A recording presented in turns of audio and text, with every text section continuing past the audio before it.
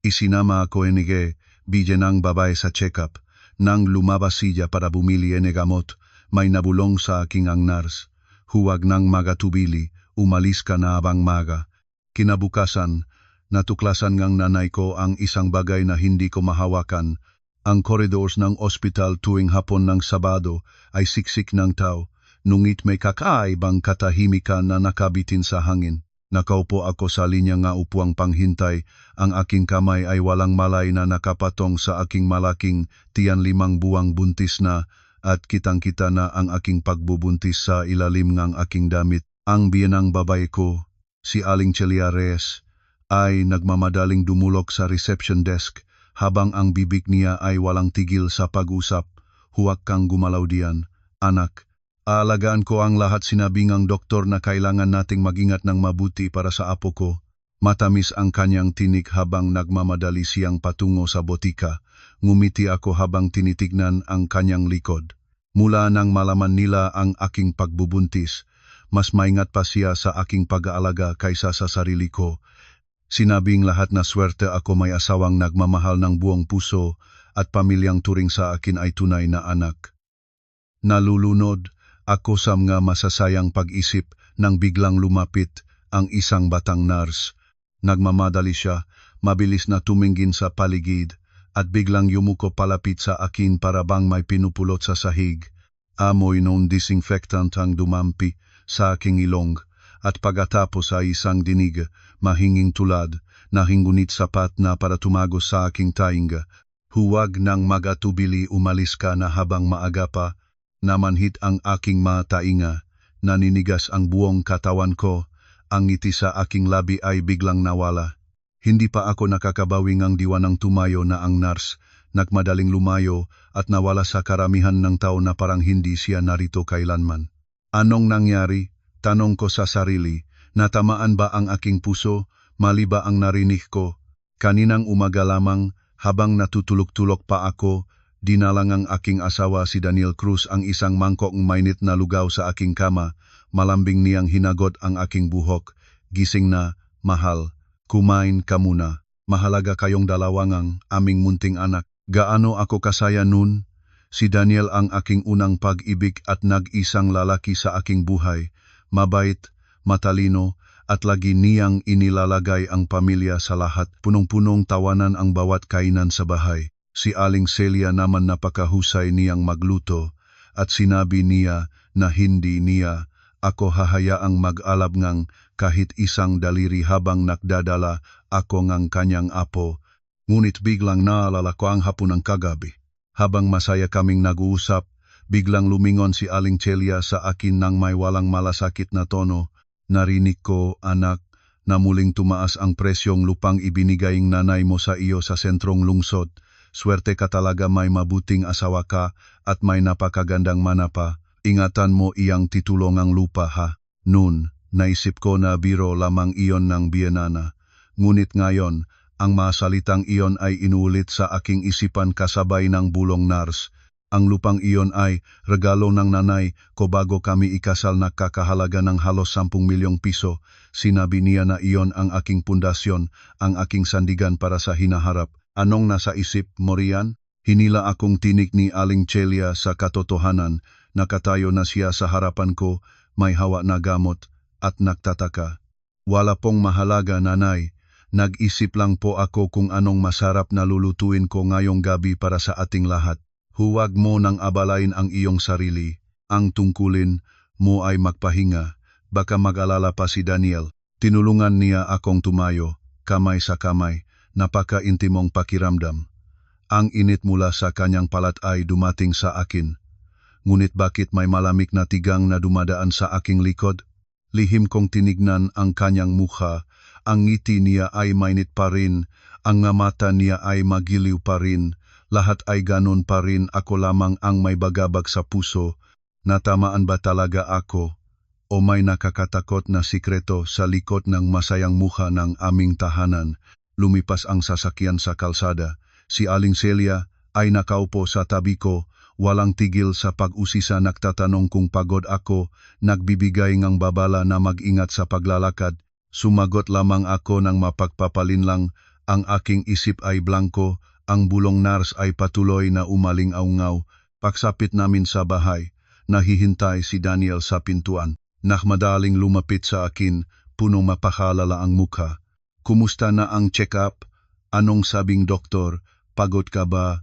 Tiningnan ko ang kanyang mata, nakahanap ngang kahit anong kakaibang bagay. Wala, malambot pa rin ang tingin niya, tunay pa rin ang pagmamalasakit na lagi kong pinagkakatiwalaan. Ayos lang po ako, sinabing doktor na malusok si baby, pahinga lamang ang kailangan ko. Sa hapunan, hindi ko naramdaman ang lasa ng pagkain. Matuyo ang lalamunan ko, bawat subo ay parang tinik. Si Aling Celia ay patuloy na naglalagay ng ulam sa aking plato. Si Daniel naman ay nakukuwento ng nakatawang manangyari sa kanyang trabaho para mapangiti ako. Lahat ay perpekto hanggang sa nakakatakot. Gabi na, hindi ako makatulog. Nakahiga sa tabi ni Daniel, nakikinig sa kanyang pantay na pahinga, biglang naramdaman ko ang pagiging dayuhan ng lahat. Ang lalaking ito ang lalaking pinakasama kong ilang taon, tunay ba siyang kilala ko? Nagsimulang alalahanin ang mga kakaibang pangyayari kamakailan. Lagi siyang nagugulat, may mga tawag sa telepono na kinakailangan niyang sagutin sa labas ng balkonahe. Isang beses, pumasok ako nang hindi inaasahan sa kanyang opisina. Mabilis niyang isinara ang laptop, may bahagyang gulat sa mukha. At si Aling Celia, mabuti siya sa akin. Ngunit ang kanyang pagmamalasakit ay laging nakatuon sa bata at sa titulong lupa. Paulit-ulit niyang tinatanong kung saan ko nakalagay ang titulo. Anak, ang titulo ng lupang ibinigay nga nay mo, nasaan na? Ibigay mo sa akin para ilagay sa ligtas na lugar. Buntis ka kaya malilimutan mo. Noon, natawa na lamang ako at sinabi na ligtas na nakalagay ang titulo. Siya ay tila hindi nagustuhan ang sagot, ngunit hindi na nagsalita. Mga maliliit na bagay na dating hindi ko binibigyang pansin.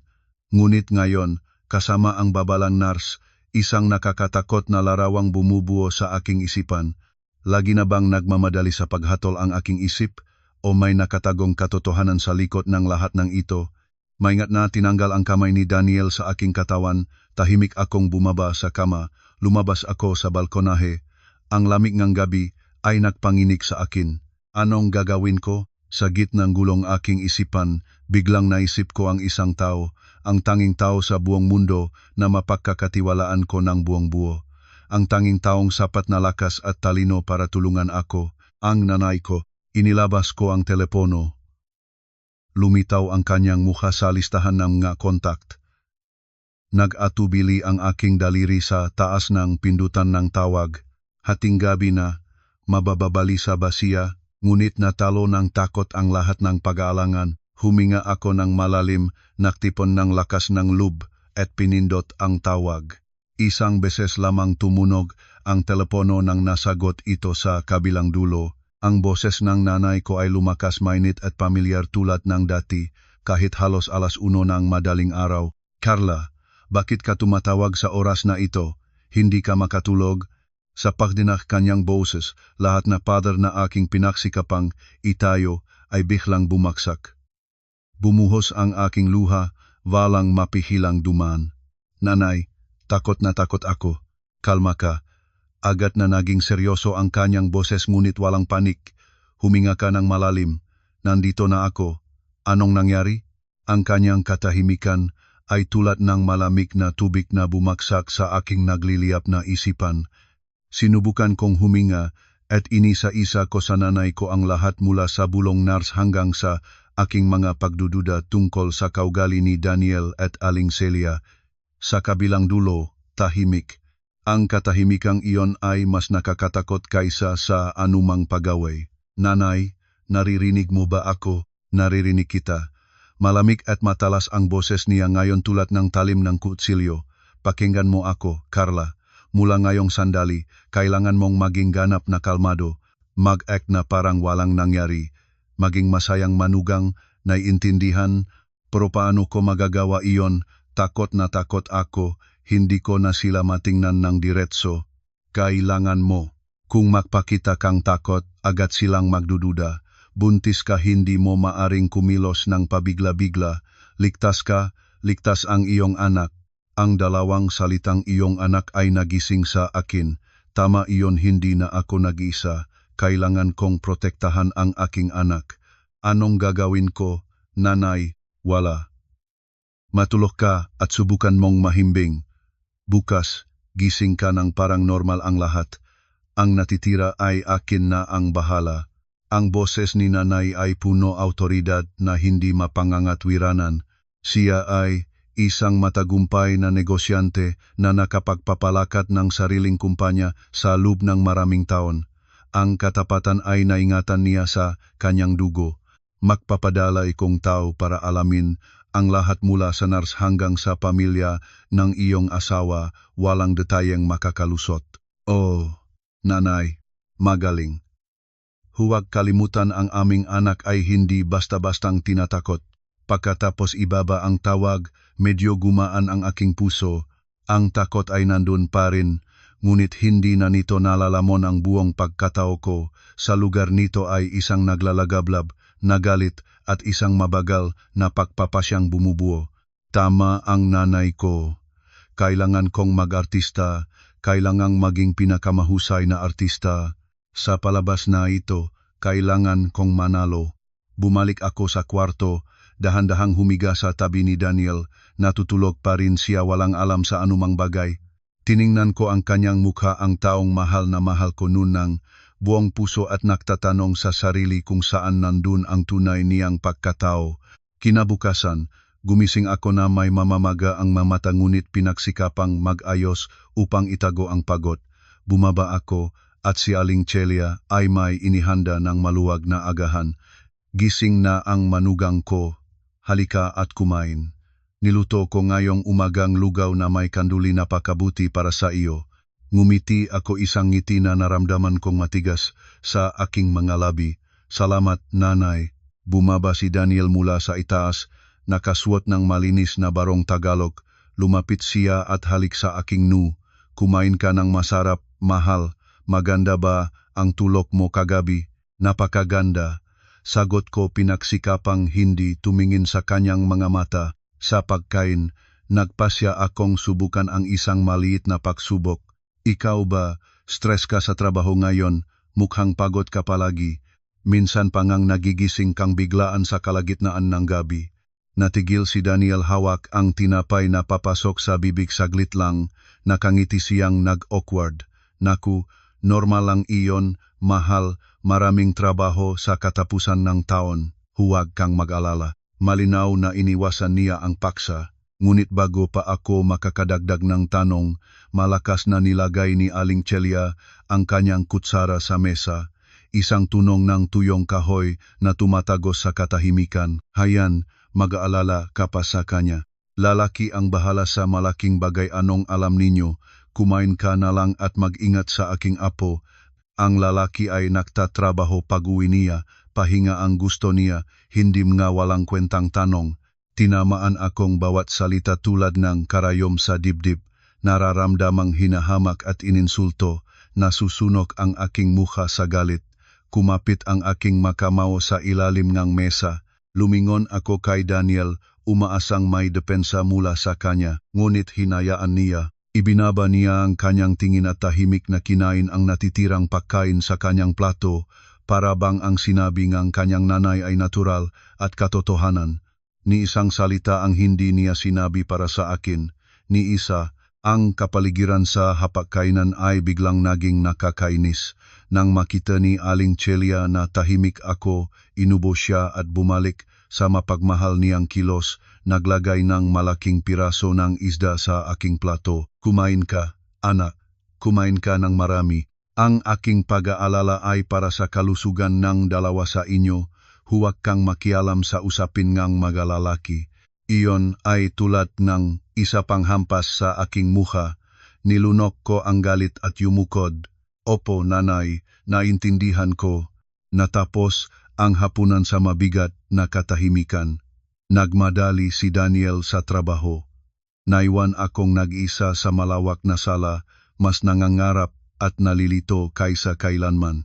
Ang balat ng masayang pamilya ay nawasak na, at sa pagitan ngang bitak na iyon, nakita ko ang isang hubad at nakakatakot na katotohanan. Sa bahay na ito, isa lamang akong makina ng panganganak, isang kasangkapan para panatilihin ang lahi nila at marahil ay isa pa ring bagay. Buong araw akong nananatili sa aking kwarto, nagdadahilang pagod. Alam kong binabantayan ako ni Aling Celia, paminsan-minsan nagbubukas ng pintuan, nagtatanong ng ilang tanong. Sa hapon, tumunog ang aking telepono, nanay ito. Nagmadali akong sumagot, tumakbo sa banyo at kinandado ang pinto. Alo, nanay. Oh, anak. Kalmado at tiyak ang boses ng nanay ko. Nagpapadala na akong tao para mag-imbestiga. Mas komplikado pala kaysa sa inaakala nating dalawa. Hindi ka na maaring manatili sa bahay na iyon. Napanganib ka. Tinamaan ang aking puso. Anong gagawin ko ngayon? Pakinggan mo ako. Sinimulang ilatang nanay ko ang plano. Bukas na 8:00 gabi. Ang asistan ko si Kuya Bernie ang sumusundo sa iyo. Magpapanggap siyang pinsan mo mula probinsya. Anong dahilan ang gagamitin ko para makalabas? Nasaad ka sa pagkain ng nanay mo. Gustong-gusto mong lumipat sandali para makakuhang sariwang hangin. Magarte kang nag-aalala sa nanay mo, normal na iyon para sa isang buntis. Napakayaman ng plano na nanay ko. Magdala ka ngang isang maliit na bag lamang nga importanteng dokumento, telepono, ilang damit. Huwag kang magdala ng malaking maleta, magdududa sila. Naalala ko na, nanay. Inihanda ko na ang isang ligtas na lugar. Kapag nakarating ka doon, may makatao na ang bahala sa lahat. Ang detalyado at profesional na pagayos ng nanay ko ay nakpababa at nakpalaking ang takot sa akin ng sabay. Kung isang misunderstanding lamang ito, hindi siya kailangang maging ganito kaingat. Charla, nag-atubili ang nanay ko saglit bago nagpatuloy. Alam kong namimiyati ka, ngunit kailangang maging malakas ka para sa sarili mo at sa apo ko. Basta nakaalis ka ng ligtas doon, ang lahat na iba ay akin na ang bahala. Pangako ko. Sa pangakong iyon ng nanay ko, muli na namang umagos ang aking luha. Kinagat ko ang aking labi para hindi mapayak. Naintindihan ko na. Susunod ako sa iyo, nanay. Pagkatapos ibaba ang tawag, umupo akong mababa sa malamig na sahig ng banyo. May plano na, may daan na para makalabas. Marahil ay dapat akong masaya. Ngunit ang aking puso ay puno ngang makahalong damdamin, kaunting ginhawa at tinding pagkabahala. Natatakot akong hindi maganap ng maayos ang pagganap. Natatakot na mapansin nila ang kahit isang bagay. Tiningnan ko ang sarili ko sa salamin. Maputla ang mukha, na magapa ang mga mata. Kailangan ko munang maging malakas. Ang palabas na ito ay kailangan kong gawin ng perpekto. Lumabas ako sa banyo, huminga ng malalim. Inihanda ang aking isipan para sa pangharap bukas ng gabi. Ito ang magiging huling gabi ko sa bahay na ito, sa gintong kulungang ito na peka. Sa hapunan ng sumunod na gabi, pinagsipagan kong kumain ng natural. Nang kumain na ang lahat at nakaupo sa sala na umiinom ng tsaa, sinimulan ko ang aking palabas. Lumapit ako at umupo sa tabi ni Aling Celia. Isinandal ang ulo ko sa kanyang balikat, nagsalitang malandi. Nanay, pagod na pagod ako ngayon, hindi ko alam kung bakit. Biglang nasaad ako sa sinigang ng nanay ko. Kamis na kamis ko na siya. Nakatingin si Aling Celia sa telebisyon. Nang marinig ako ay lumingon siya at hinagot ang aking ulo. Doon pa lang naman kayo, iluluto ko rin para sa iyo bukas. Kaya lang, iba ang luto ng nanay ko. Nanay, ganun talaga. Nagbusangot ako, sinabing gusto ng aking malambing na paraan.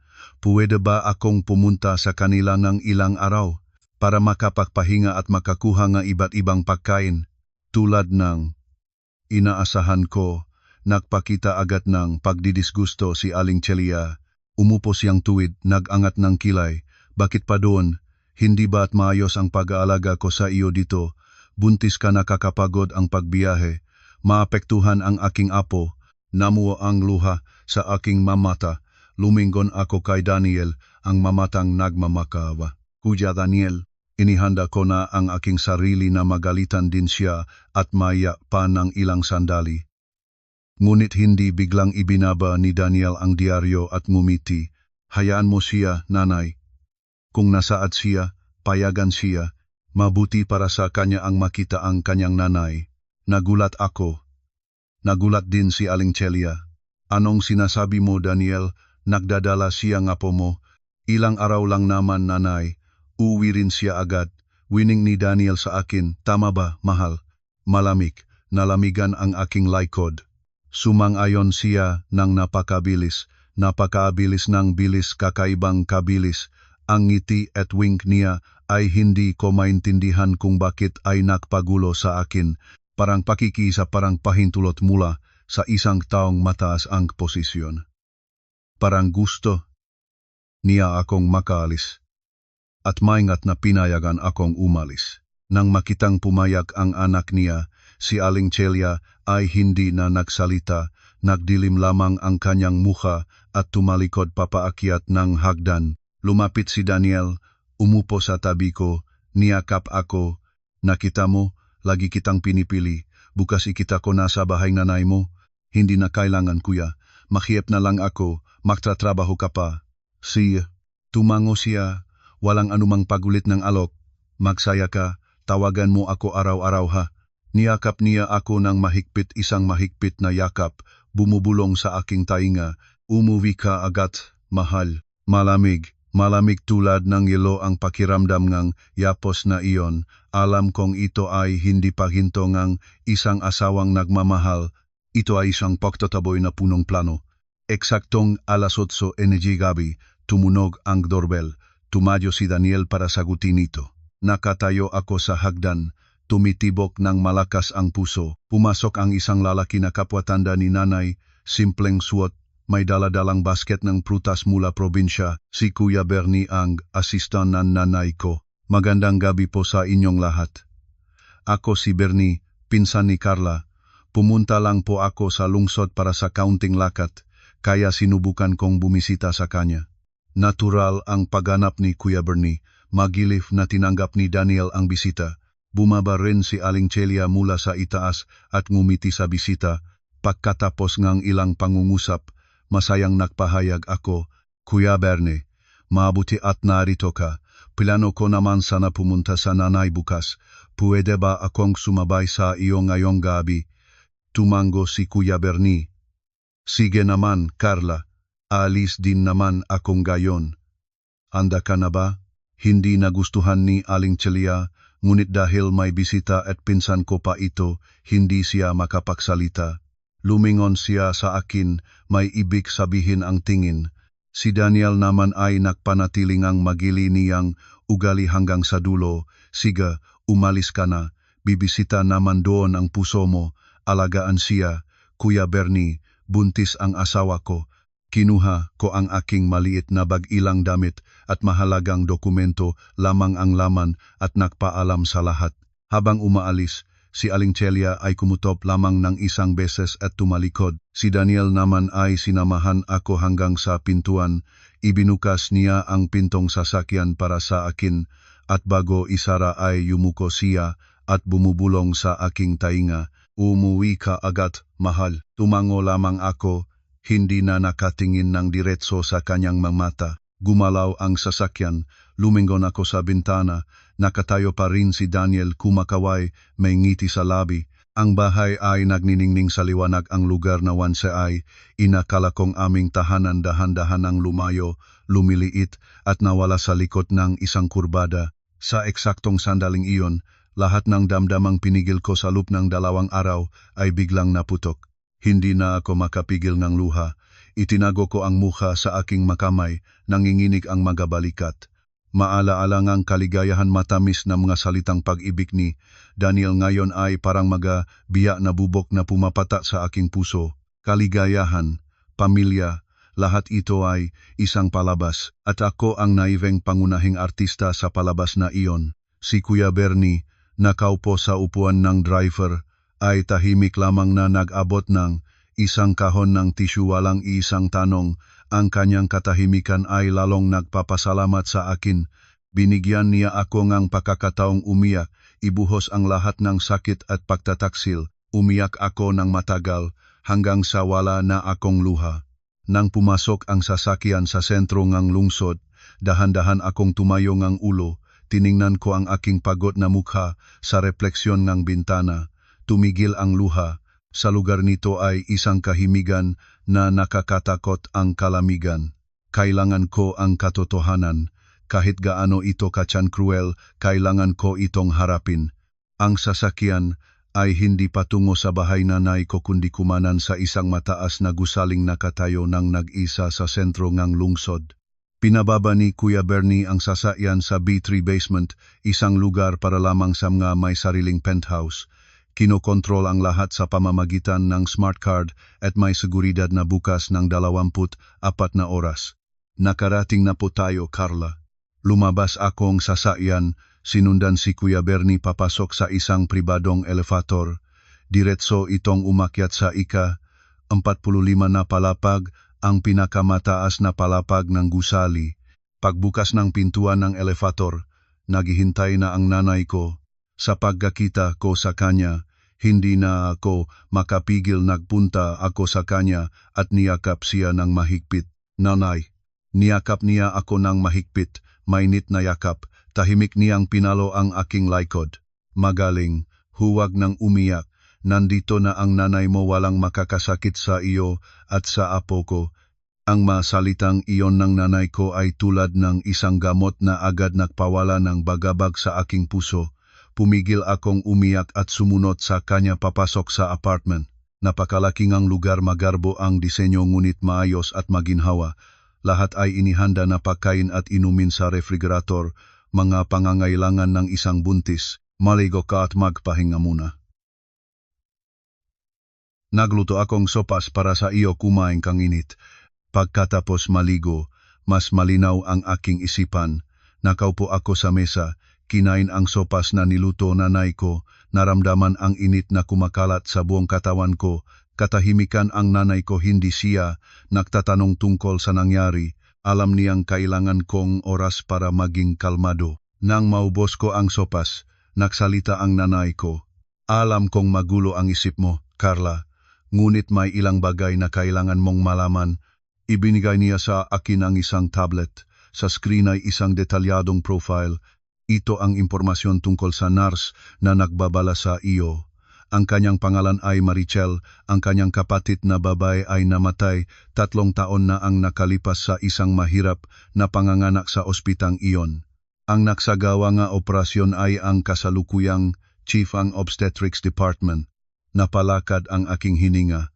Hindi ibig sabihin ng nanay mo na may lihim ang pagkamatay, ngunit naniniwala ang nanay mo na hindi ng aksidente ang paglapit niya sa iyo. Matapang ang babaeng iyon, magiging mahalagang saksi siya. Lumipat ang nanay ko sa susunod na pahina, ang curriculum vitae ng isang doktor. At ito, naging malamig ang boses ng nanay ko, ang pinaka-importanteng link. Sa labas, isang kilalang doktor. Sa loob, adik sa sugal. Na-verifying aming team na may utang siyang mahigit 2 milyong piso mula sa mga illegal na sugal. At nitong nakaraang linggo, ang asawa ng doktor ay nakatanggap ng isang limpak na pera mula sa isang anonymous na account. Gaano? Nalamigan ako, 200,000 piso, sinabi ng nanay ko, katulad ng isang deposito, isang bayad para mabili ang isang buhay. Ang malabong takot na naramdaman ko ay naging isang maliwanag at nakakatakot na katotohanan. Ito ay hindi misunderstanding, ito ay isang masalimut na plano. Tumingala ako sa nanay ko, nagugulumihanan ang mata. Nanay, hindi ko na alam kung anong gagawin ko. Hinawakan ng nanay ko ang aking kamay, mainit ang makamay niya at punong lakas. Hindi ka kailangang gumawang kahit ano. Dito ka lang muna magpahinga at pangalagaan ang sarili mo at ang bata. Ang lahat ng iba ay aking ayusin. Sa sandaling iyon, tumunok ang teleponong ng nanay ko. Tiningnan niya ang screen at sinagot. Agad na nagbago ang tono niya, maikli at punong autoridad. Oy, Mang Ben, simulan na. Imbestigahan ang buong pamilya ni Daniel Cruz. Mula sa magulang hanggang sa mga business relationships, huwag palalampasin ang kahit isang detalye. Sa loob na 2 sumunod na araw, nananatili ako sa ligtas na apartment, halos hindi umalis. Lahat ng impormasyon mula sa labas ay dalang nanay ko, si Kuya Bernie ang nag-aasikasong pagkain at may isang nurse pa ring espesyal na padala para bantayan ang aking kalusugan araw-araw. Tumawag si Daniel at Aling Celia ng ilang beses. Sinunod ko ang utos ng nanay ko, sinagot ko ang tawag at nag-usap ng normal. Sinabi kong nandoon pa ako dahil sa pagtatampo at pagod kaya gusto ko pang magpahinga. Nagpakita silang naniniwala, nagbigay ng payo na mag-ingat at binaba ang tawag. Ang kanilang katahimikan ay lalo akong nagpabahala. Sa ikatlong araw nga hapon, dumating si Mang Ben, ang direktor ng seguridad ng kumpanya ngang nanay ko. Siya ay kasama ngang nanay ko mula pa sa pinakaunang araw ng negosyo, tapat at may kakayahan. Nagdala siya ng impormasyon na nagpatigas sa aking katawan. Madam, Carla, may natuklasan kaming ilang bagay na kaduda-duda. Itinuturo ni Mang Ben ang isang pahina ng dokumento. Tulad ng aming nayulat, ang doktor ay may utang na 2 milyong piso.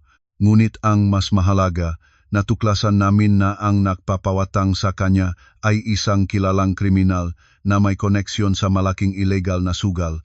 Ang taong ito ay kilala sa brutal na paraan ng pagpapataw ng utang. Tumango ang nanay ko. Isang taong nasa dulo ng pinto ang gagawang kahit ano para makakuhang pera. Nungit may isang bagay na mas kapansin-pansin. Nilipat ni Mang Ben ang pahina. Ito ang 3 life insurance policies. Sa loob ng 6 na buwan, sunod-sunod na binili ni Daniel Cruz ang 3 malaking life insurance policy para sa inyo, Carla. Ang kabuwang halagang ang kabayaran kung may mangyaring masama ay aabot sa halos 30 milyong piso. Naramdamang may malaking batong dumidiin sa aking dibdib. At ang pinaka-kritikal na detalye, itinuturo ni Mang Ben ang isang linya sa kontrata. Ang tanging benepisyaryo sa 3 policy na ito hindi ang anak o ang magulang kundi si Daniel Cruz mismo. Hinampas ng nanay ko ng dahan-dahan ang mesa. Ang kanyang mata ay nangningning sa isang nakakatakot na galit. Hayop, kaya pala matagal na niyang pinlano ito. Hindi ako makapagsalita. Lahat ay napakalinaw na. Hindi lamang nila pinagkakaabalahan ang 10 milyong pisong lupa, pinagkakaabalahan pa nila ang 30 milyong pisong insurance. Sa kabuuang 40 milyong piso, isang halagang sapat para bawalan ng kahit sino ang kanyang pagkatao. Ang plano ay hindi isang impulsibong kilos dahil sa kasakiman. Ito ay isang maingat na naplanong seryeng hakbang na inihanda sa loob ng 6 na buwan.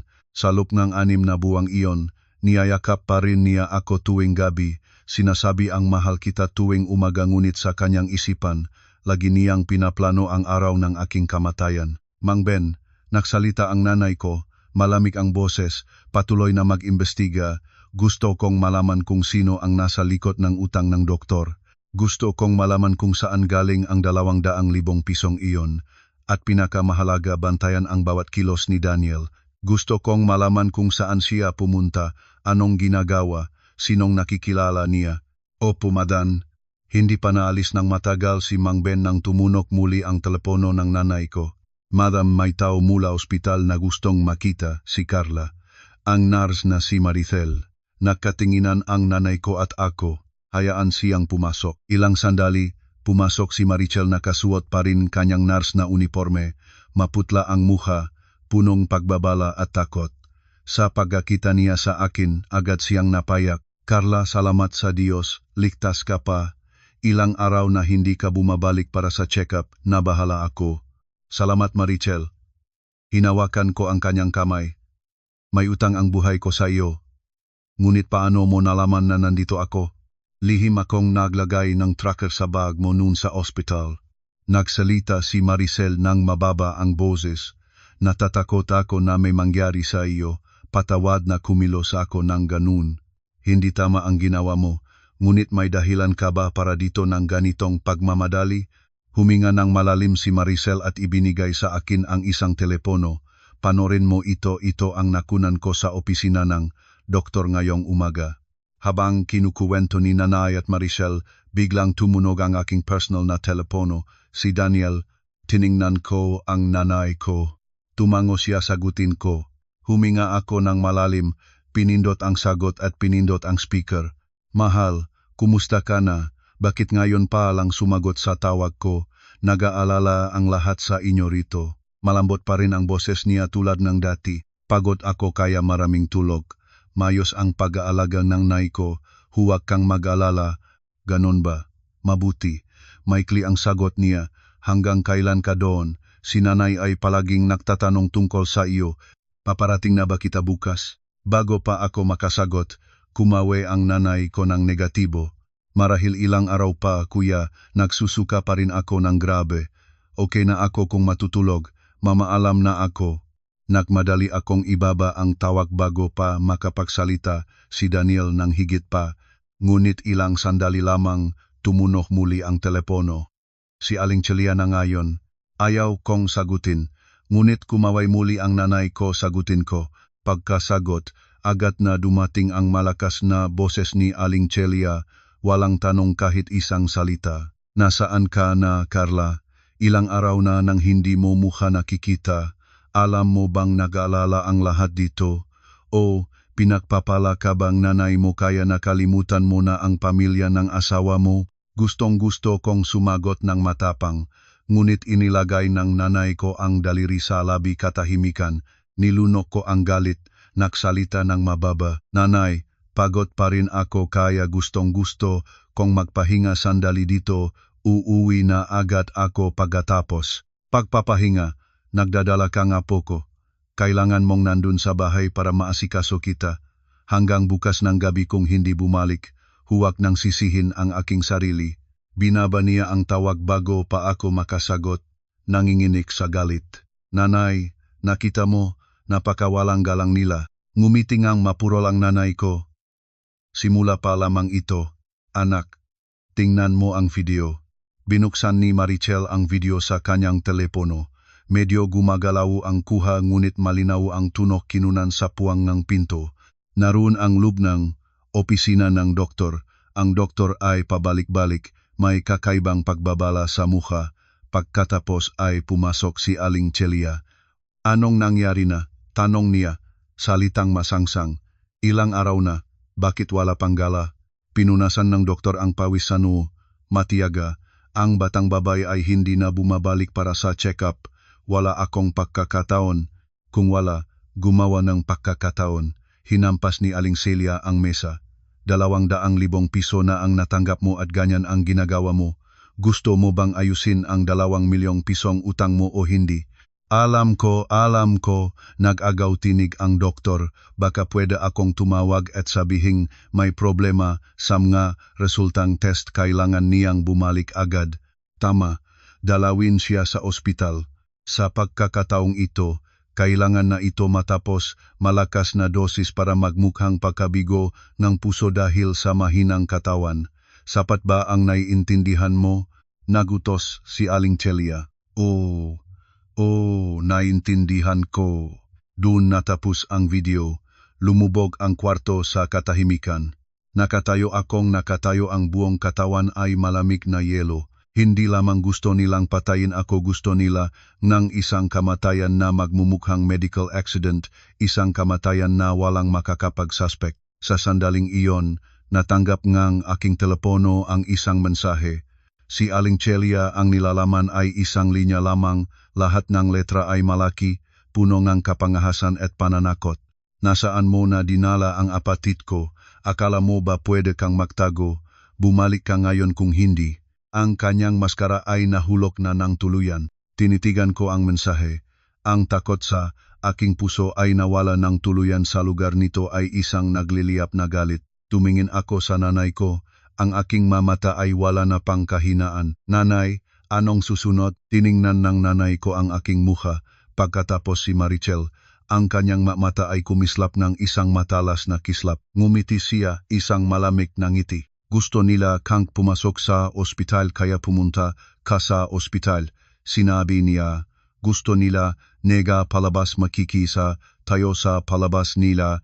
Ngunit ang entablado ang script, kailangan naming ang magdikta.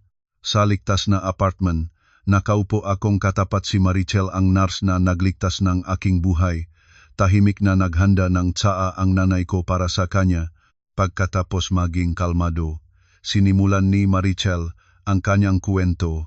kaunting nangingini ang kanyang boses sa madamdamang napigilang matagal. Ako, hindi naman ako taong nakikialam sa buhay ng iba. Sinimulan ni Marichel, ang mga mata ay nakatingin sa malayo. Ngunit nang mapakingan ko ang pag-uusap ng biyanana mo at ng doktor, hindi ko na magagawang magbulag-bulagan. Huminga siya ng malalim.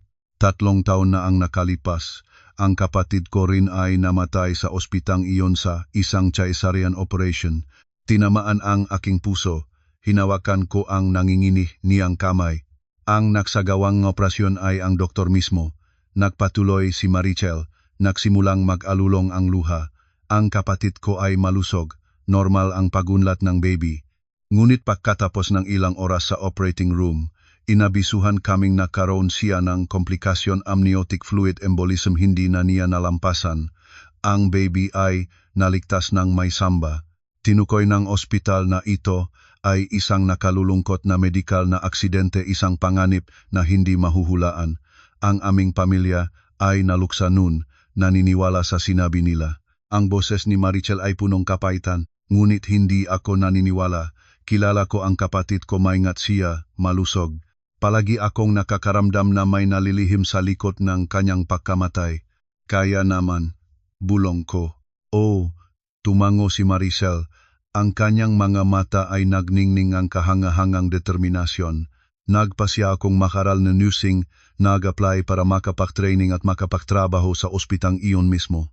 Gusto kong matuklasan ang katotohanan, gusto kong malaman kung anong talagang nangyari sa kapatid ko. Sa buong panahon ng pagtatrabaho ko, lagi ko siyang binabantayan ang doktor. Nakita ko siyang namumuhay ng marangya, ngunit madalas ay may mga mapanganib na tao ang lumalapita, at natuklasan ko tungkol sa kanyang utang sa sugal.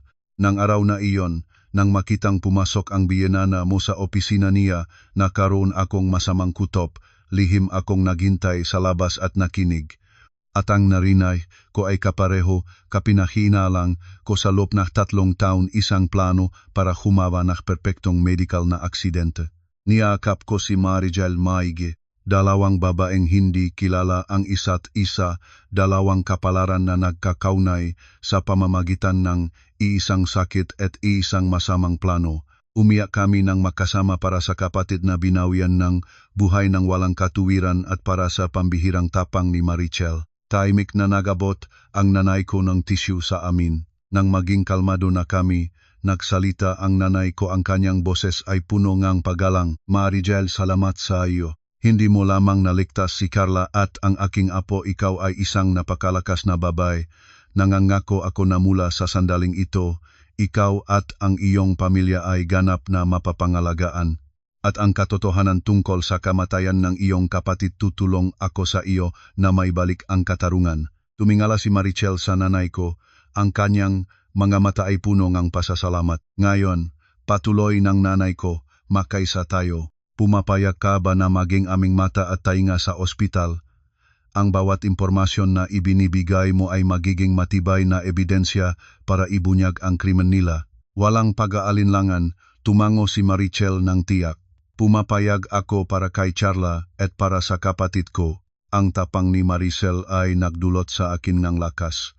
Ngunit sa sandaling iyon din, isang katotohanang mas nakakakilig ang inihayag, ganap itong tumaob sa akin. Kinabukasan ng umaga, dumating si Mang Ben na may napakaseryosong ekspresyon. Naglagay siya ng mas makapal na tumpok ng dokumento sa mesa. Madam, Carla, natuklasan na namin ang pinagmulan ng 200,000 piso at ang tunay na mastermind sa lahat. Kumaway ang nanay ko para ipagpatuloy. Ang pera ay dinala mula sa isang intermediate account. Sinundan ng trial, natuklasan namin ang account na ayon ay sa isang ghost company. Ngunit bago mapunta ang pera sa ghost company, nanggaling ito sa ibang pinagmulan. Nag-atubili si Mang Ben, tumingin sa akin ng may maawa. Sabihin mo na ng tuwid, nagsalita ang nanay ko. Huminga ng malalim si Mang Ben. Ang orihinal na mapagkukunan ay mula sa isang mataas na interes na pautang na nakakahalaga ng 500,000 piso. Ang nagpahiram ay si Daniel Cruz. Naramdaman kong tulad ng nabibing ang aking matainga. Natalo si Daniel ng malaking halaga sa crypto investment. Lihim niyang humiram nang may mataas na interes para punan ang pagkawala. Ang 500,000 pisong ito ang bahagi nga halagang iyon ibinigay niya ito kay Aling Celia na nagpadala ito sa pamamagitan ng maraming account hanggang sa maabot ang asawang doktor. Ibig sabihin, nagulumihanan ako. Opo Carla, ang mga mata ni Mang Ben ay puno ngawa. Ang nagpagawang plano, ang nagbayad para mabili ang doktor hindi si Aling Celia. Ang tunay na mastermind sa lahat ng ito ay ang iyong asawa si Daniel Cruz. Pagkabigla, pagkamangha, sakit, lahat nagadamdamin ay sabay na bumuksak sa loob ko. Ang tasang nasa aking kamay ay nahulog sa sahig, nakasira-sira tulad ng aking puso. Sa sandaling iyon, naisip ko baka si Daniel ay isang asawang sunod-sunuran lamang. Nag-ingat pa akong isang manipis na pag-asa na siya ay napipilitan, na sa kaibuturan niya ay mahal pa rin niya ako. Ngunit hindi lahat ay pandaraya. Hindi lamang alam niya siya mismo ang pinakuhang plano. Ginamit niya ang hiniram na pera para planuhing patayin ang sarili niyang asawa, ang asawang nagdadala ng kanyang sariling anak. Hayop, ngumungiya ang nanay ko. Sa kauna-unahang pagkakataon, nakita ko siyang galit ng ganito.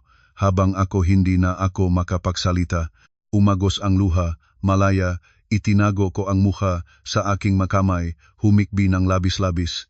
Ang sakit na ito ay mas malaki kaysa nang marinig ang babala ni Marichel, mas masakit kaysa sa pagkalam na pinupuntirya nila ang aking ari-arian. Ito ay ang sakit ng ganap na pagtataksil mula sa taong pinakatiwalaan kong buong buhay ko. Bakit?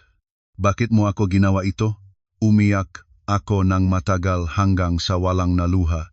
Nang tumingala ako, namaga ang aking mamata, ngunit sa loob nito ay wala na ang kahinaan.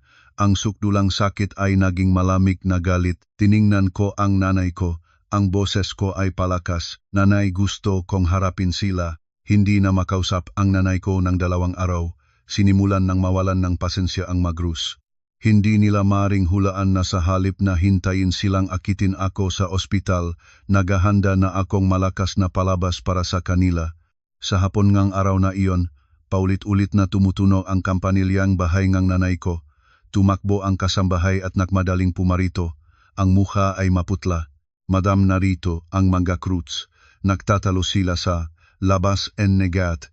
Ngumiti lamang ang mapurol ang nanay ko. Hayaan silang pumasok. Nakaupo ako sa control room, nakatingin sa security camera screen. Si Aling Celia na parang naghahari sa galit ay humila kay Daniel na mukha ng nag-aalala at diretso sa sala. Kababayan, sumigawa si Aling Celia pakita sa nanay ko na tahimik na nakaupo at umiinom ng tsaa. Nasaan na ang aking manugang? Ibalik mo agad ang apo ko sa amin. Dahan-dahang ibinabang nanay ko ang tasang ng tsaa, tumingin sa kanya. Ang mga mata ay walang anumang damdamin. Wala akong manugang dito. Mayroon lamang akong anak si Charla na nagpapahinga ngayon dahil pagod siya. Nagpapahinga. Tawa-tawangang panglawa si Aling Celia. Nagtataago siya dito at pinutol ang komunikasyon sa pamilya ng asawa niya. Iyan ang tinatawag mong pahinga. O sinasabihano mo siya para gumawa ng masamang bagay. Sa wakas lumapit si Daniel, gumaganap ng maawaing asawa. Inilagay niya ang makamay sa harap ng nanay ko, nagsalita ng nakikiusap. Nanay, pakiusap baka nagagalit si Carla sa akin dahil sa isang bagay. Hayaan mo akong makita siyang sandali. Nandun lang kami at iyon lamang ang gusto ko kung may pagtatalo man, iyon ay para sa amin naming i-resolve ng pribado. Nakaupo ako sa harap ni screen, nakita ang pakunwari at mapanlin lang na mukha ni Daniel na umok na ang tiyang ko. Tiningnan ng nanay ko si Daniel, ang mga mata ay matalas tulad ng kutsilyo. Kamis mo ba talaga ang iyong asawa? Opo, nanay. Ganun ba? Ngumitingang mapurol ang nanay ko, isang malamig na ngiti. Baka namimiss mo rin ang 3 life insurance policy na may halagang 30 milyong piso na binili mo para sa iyong asawa. Ang sinabi nga, nanay ko ay tulad ng bomba na sumabog sa gitna ng sala. Namangha si Daniel at si Aling Celia. Nagbago ang kulay ng mukha ni Daniel mula pula, naging maputla, habang si Aling Celia ay bumukas ang bibig ng walang masambit. Hindi nila inaasahan na ang kanilang pinakamahalagang sikreto ay mababunyag sa ganitong paraan. Paano? Paano nalaman ng nanay mo iyon? Nautal si Daniel, wala ng kumpiyansa ang boses. Hindi lang alam ko, kilala ko ng mabuti. Tumayo ang nanay ko, dahan-dahan ang lumapit sa kanila. Alam ko rin ang pagkatalo mo sa kripto, pati na ang pahingi mo ng 500,000 pisong pautang. Gusto mo bang ituloy ko, mahal na manugang? Si Aling Celia sa pagkataong ito ay nagsimulang umiyak at sumigaw. Diyos ko naman, palad ko ngang may ganoong uri ngang manugang. Inusig niya ang asawa niya, nagsisikap ang anak ko para kumita at alagaan ang pamilya. Ngayon ay inaakusahan niya pa. Umupo siya nang bigla sa sahig, hinampas ang dibdib, iyak nang walang tigil. Ang kanyang pagtatanghal ay perpekto. Kung tagalabas ang nakakakita, malamang na mag-aakala na kami ang kumukuhang karamdaman sa kanya, ngunit ang nanay ko ay hindi tagalabas. Tahimik siyang tumingin kay Aling Celia na nagtanghal ng halos 10 minuto lumululong, umiyak, nakukuwento mula sa pagbabahala sa akin hanggang sa pakikipagtulungan ni Daniel. Si Daniel naman ay nakatayo sa tabi, paminsan-minsang nagsasabing, "Nanay, huwag na." Nahintay ang nanay ko nang may nakakatakot na pasensya, pwede lamang siyang lumabas kapag marahil ay napagod na si Aling Celia sa iyak, mapaos na ang boses. "Tapos ka na." Natulala si Aling Celia. Natigil ang pag-iyak. "Kung tapos ka na, tumayo ka at pakinggan mo ang sasabihin ko." Nang makitang hindi na epektibo ang pananggalang ng iyak, binago ni Aling Celia ang taktika, lumipat sa pananakot. Tumayo siya, itinuro ng tuwid ang mukhang nanay ko. "Okay, akala mo matalino ka. Hindi mo naibalik sa akin si Carla, pupunta ako sa kumpanya ng anak ko at sisigawan lahat. Ipakita ko sa buong mundo kung paano ngang inyong pamilya tinatrato, ang pamilyang asawa ni Carla, kung sino ang tunay na magamit." Isang matalinong banta, alam niyang si Daniel ay hawak ng mataas na posisyon sa isang malaking kumpanya na lubos na nagpapahalaga sa reputasyon. Isang iskandal sa pamilya ay maaring pumatay ng karera niya. Ang ngunit nagkamali siya, malaking pagkakamali. Sa pakikinig ng banta, hindi nagalit ang nanay ko. Sa halip, ngumiti siya, isang maliit ngunit punong paghamak at pag-aalinlangan ng ngiti. "Pumunta ka." Nagsalita ang nanay ko, parang walang kahalaga. "Ang address ay ang gusaling ito sa ika-25 palapag. Kung gusto mo, libre kang pumunta, ngunit hindi mo makikita ang Direktor Daniel doon." Namangha si Aling Celia. "Anong ibig mong sabihin nun?" Humigop ng tsa ang nanay ko at nagsalita ng dahan-dahan. Bawat salita ay malinaw tulad ng isang martilyo na tumatama sa kayabangan ng ina at anak. "Dahil ang kumpanyang iyon ang kumpanyang pinagtratrabahuhan ng iyong anak bilang direktor noong nakaraang linggo, ay opisyal na namerge sa konglomeradong aming pamilya. At simula ngayong umaga, pagkatapos ang pagsusuri sa kakayahan at integridad ng ilang individual, ang board ay nagdesisyon. Natigil ang lahat. Ang iyong anak ay opisyal na tinanggal ng trabaho." Boom! Naramdaman kong parang narinig ang kidlat sa tabingang aking tainga. Natitisot si Aling Celia, kailangan pang kumapit sa upuan para hindi mabuwal. Mula-pula ang mukha niya, naging maputi at abot-abot ang kulay. Si Daniel naman ay ganap na nabagsak. Yumuko siya, tinaklob ang ulong kamay, hindi makapaniwala sa narinig.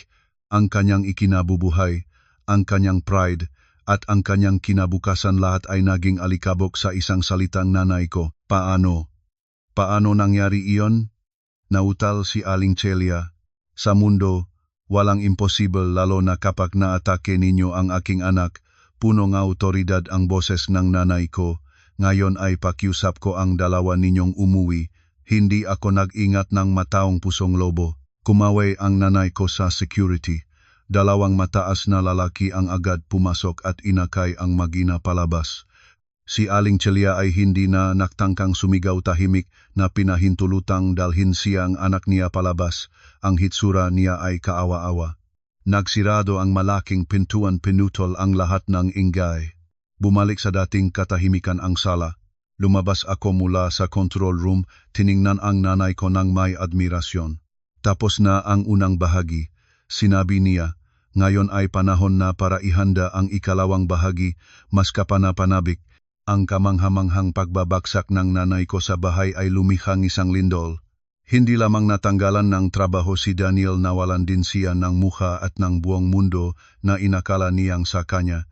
2 araw pagkatapos ang confrontation, habang tinitignan ko at nanay ko ang mga ulat na padala ni Mang Ben, isang tawag mula sa hindi kilalang numero ang dumating sa telepono ng nanay ko.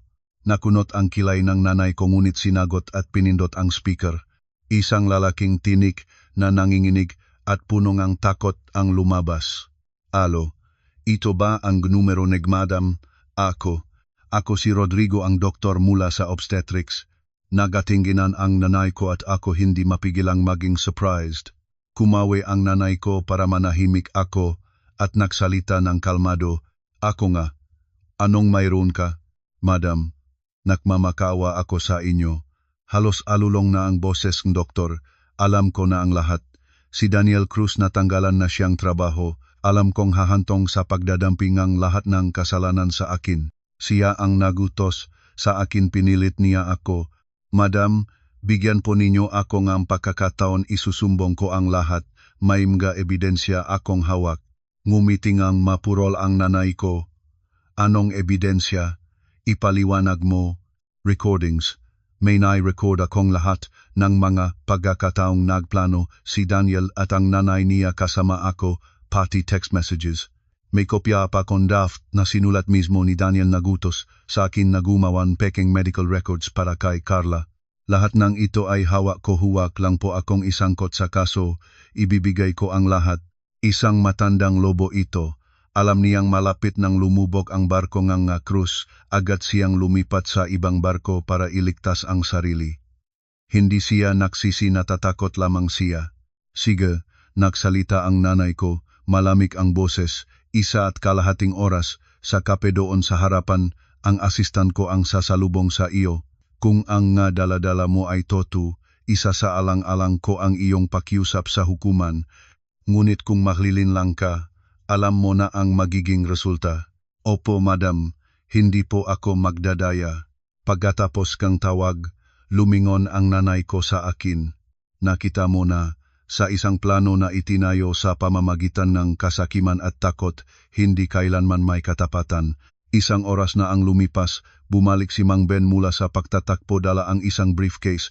Naglagay siya sa mesa ng isang USB at ilang gusot na papel ng A4. Lahat ay nandun, Madam. Sinaksak ng nanay ko ang USB sa computer.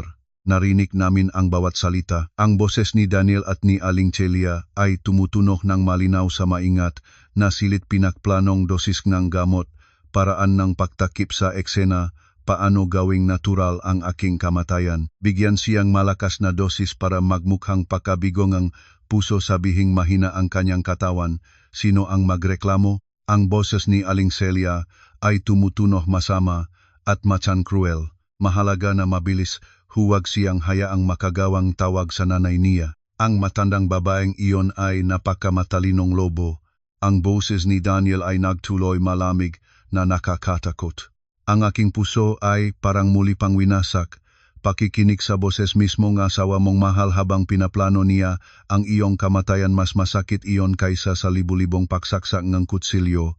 Pagkatapos ay ipinaita ni Mang Ben ang draft na papel, nandun ang sulat kamay ni Daniel. Hindi ako makakamali, pinagsikapan niyang isulat ang bawat pekeng sintomas. Baby may signs of mild heart failure, mababang amniotic fluid, kailangan ng emergency C-section para maligtas ang bata. Hindi lamang gusto niyang patayin ako, pilano pa niyang gamitin ang sarili niyang anak bilang dahilan. Lahat ng ebidensya ay nandito na malinaw at hindi maaring itanggi. At ang unang paon ay kusang loob na sumusuko. Lumingon ang nanay ko sa pribadong abogado ng pamilya na naroon na mula pa kanina. Abogado Ramos, sa mga bagay na ito hindi lamang namin maaring mag-apply ng annulment, maaari naming ipadala ang lahat sa kulungan. Kinabukasan ng umaga, dinala ng Abogado Ramos ang mga dokumento ng annulment na naihanda na. Inilagay niya ang tumpo ng puti pang papel sa mesa kasama ang isang bola pointeng panulat. Carla, handa na ang lahat. Lagyan mo lamang ang pirma doon. Tinitigan ko ang dokumento. Ang salitang Petition for Declaration of Nullity of Marriage ay nakaimprenta ng matapang tumutugon sa aking mga mata. Sa ilalim ay ang aking pangalan at ang pangalan ni Daniel Cruz, dalawang pangalan na minsan ay makasamang naka-engrave sa aming wedding invitation ngayon ay hiwalay na sa dalawang linya ng isang mapanganib na papel. Naging mabigat ang panulat sa aking kamay.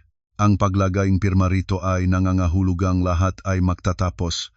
Ang kasal na minsan ay pinagsikapan ko, ang pagmamahal na lagi kong pinagkatiwalaan lahat ay magiging kasaysayan na. Nanay, tumingin ako sa nanay ko, ang aking boses ay mapaos. Lagyan ng pirma ito, naramdaman ko ang sobrang sakit parang pinapatay ko ang isang bahagi ng aking buhay. Lumapit ang nanay ko, niyakap ang aking balikat, hindi siya nagsalita nga, masalitang may patakaran isang salita lamang ang kanyang sinabi na nagising sa akin. Anak, hindi mo pinapatay ang kasaysayan, pinalaya mo ang iyong kinabukasan. Umupo ang nanay ko sa tabi ko. Alam ngang nay mo na masakit ka, damdamin sa maraming taon hindi basta-basta maaring bitiwan, ngunit isipin mo ano ang iyong iniyakan, ang tunay na pagkatao niya, o ang perpektong larawan na itinayo niya para dayain ka. Nagpatuloy siya, mahinahon at punong ang karunungan.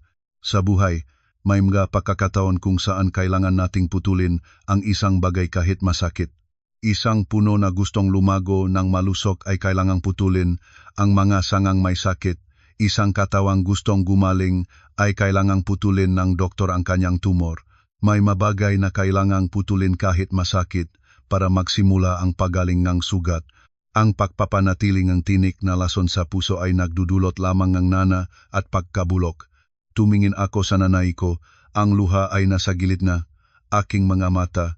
Ang mga salita ng nanay ko ay malupit ngunit totoong-toto. Matagal na akong kumapit sa isang ilusyon. Hindi kailangan ng nanay mo na maging malakas ka agad. Payagan mo ang iyong sariling maging mahina at masaktan ngunit sandali lamang mahigpit niyang hinawakan ang aking kamay.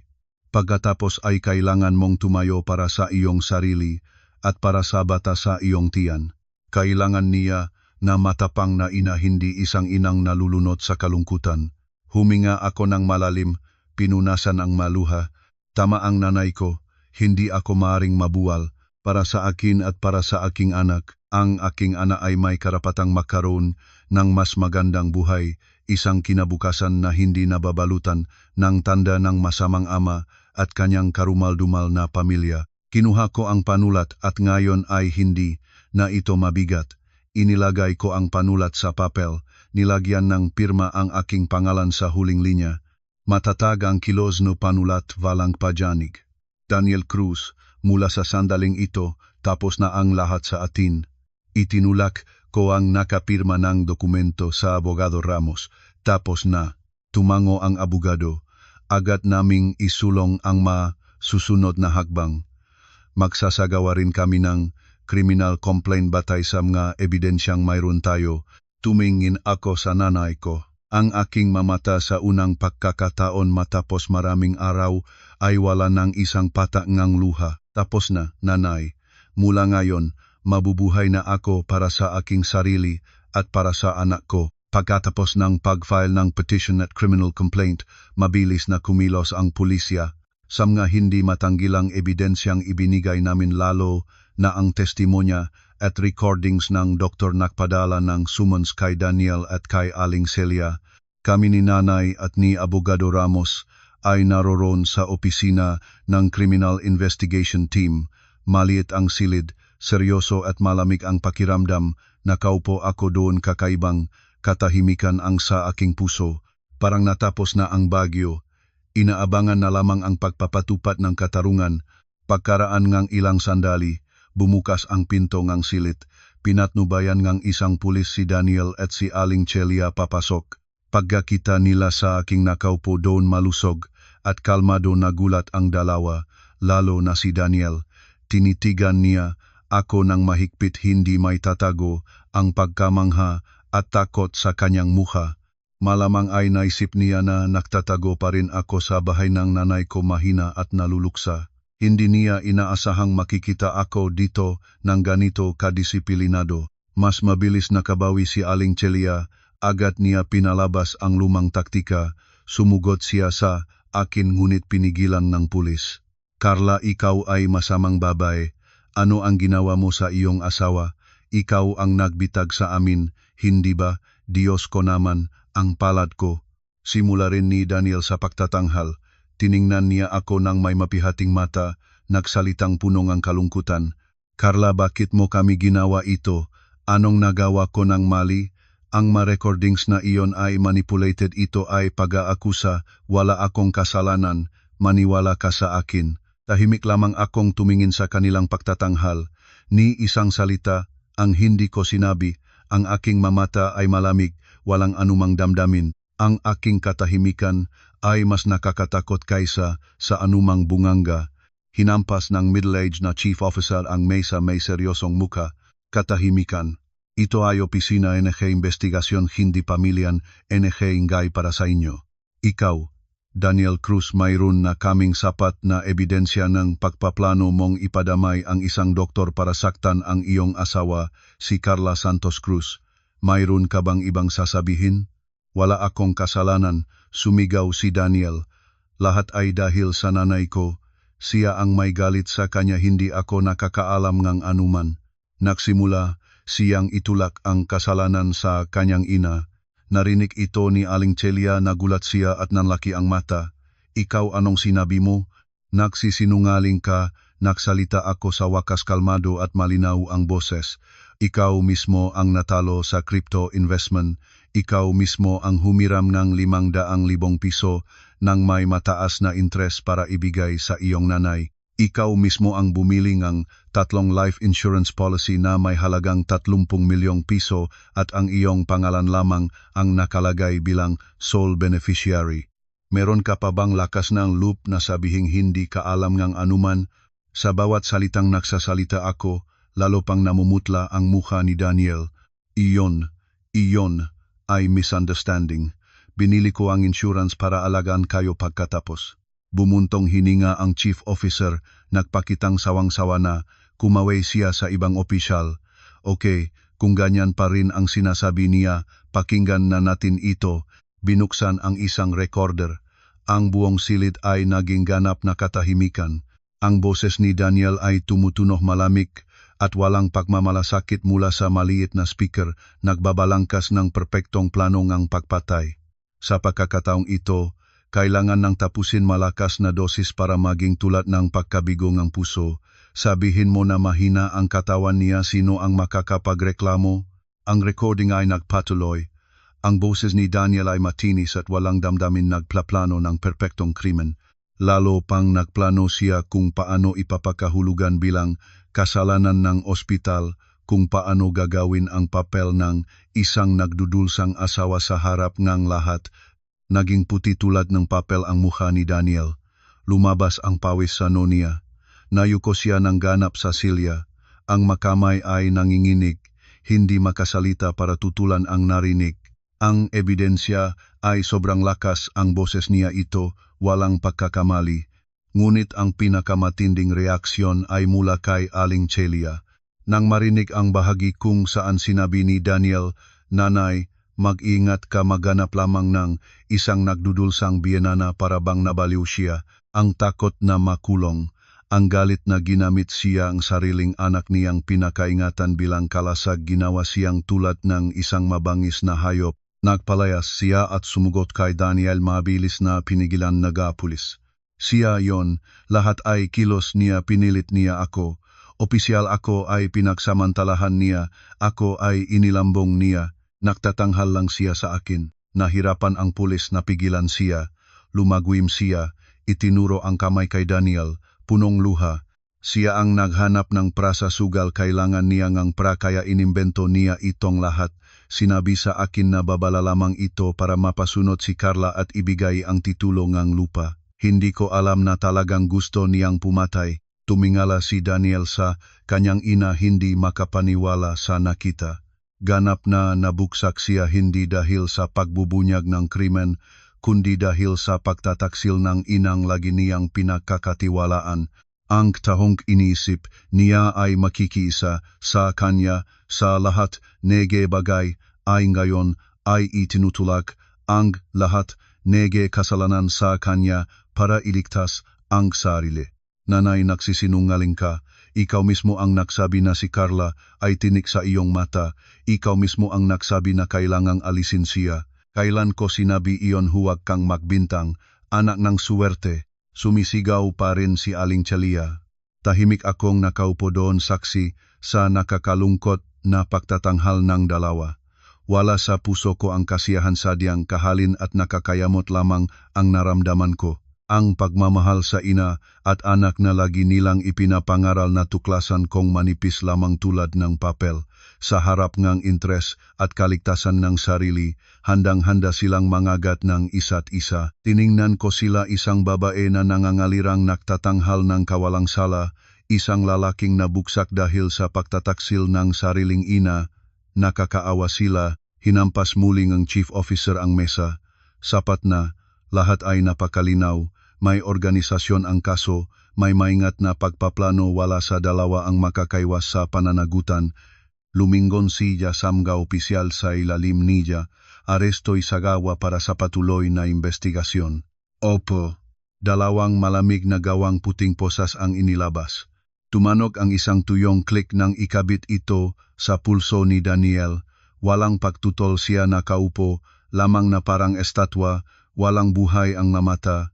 Si Aling Celia ay patuloy na gumagalaf at nagmumura. Habang iniakay siya palabas, biglang huminto si Daniel. Sa harap ko tumingala siya at tiningnan ako, wala na ang anumang pagpapanggap, galit na galit lamang ang nandun.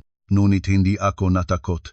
Nagsimulang may sakatuparan ang katarungan, ngunit alam ko na ang aking labanan ay hindi pa tapos. Ang maingay na tunog ng posas ay tumanok sa maingat na silit. Isang tuyong klik, malupit at walang alingaw-ngaw, naglagay ng tuldok sa isang kasal, isang pamilya. Tiningnan ko si Daniel at si Aling Celia habang iniakay sila ang dalawang pulis palabas. Hindi tumigil si Aling Celia sa pagsisigaw, nagdadampi ang kasalanan sa lahat maliban sa sarili niya. Si Daniel ay walang sinasabi. Habang nilalampasan niya ako, ang kanyang mapuot na tingin ay parang gustong lunukin niya ako. Ngunit hindi ako natakot. Sa puso ko ngayon, wala ng takot, wala ring kasiyahan. May kakaibang kawalan ng saysay ang naramdaman ko. Lumapit ang nanay ko at naglagay ng isang manipis na balabal sa aking balikat. Tapos na lahat, anak, uwi na tayo.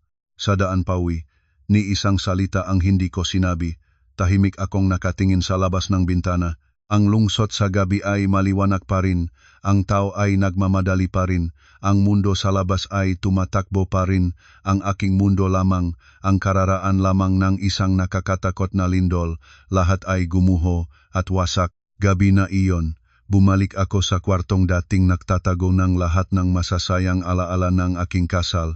Lahat ay nandun pa rin tulad ng araw na umalis ako. Sa dingding ay nakabitay pa ang malaking kasal na retrato. Sa larawan, sinasanyasan ko at si Daniel ng sapat na kasiyahan. Ang ngiti ko noon ay tunay, walang kahulog-hulogan. Naniniwala akong ang ngiting iyon ay sinasamahan ako hanggang katapusan ng buhay. Matagal akong nakatayo sa harap ng larawan at dahan-dahan akong humakbang papunta rito. Tinanggal ko ito sa dingding ng tiyak. Ayaw kong makita ang mapanlinlang na ngiti niya. At ayaw ko ring makita ang aking naipong kahimikan sa nakaraan. Ibinaba ang larawan at nailagay sa sahig ng nakabaliktad. Pagod, nahiga na ako sa kama. Ang malawak na silid ay biglang naging malamig, wala na si Daniel sa tabi ko. Naramdaman kong mas mayos ang pahinga ko kaysa kailanman. Ngunit bakit ang luha ko ay patuloy na dumudulas? Umiyak ako hindi dahil sa pagnanasa sa kanya. Umiyak ako para sa pagmamahal na aking inialay, para sa pananalig na nilalapastangan. Umiyak ako para sa mga taon ng kabataan na walang muwang na ibinigay ko sa isang taong walang puso. Maingat na pumasok ang nanay ko, may daladalang isang baso ng mainit na gatas. Umupo siya sa gilid ng kama. Walang salita, tahimik lamang na hinagot ang aking buhok. Pagod ka na, matulog ka.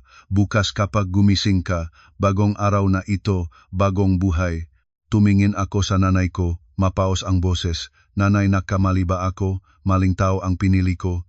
Umiling ang nanay ko, pinunasan niya ang aking luha, hindi ka nagkamali masyadong mabuti lamang ang puso mo.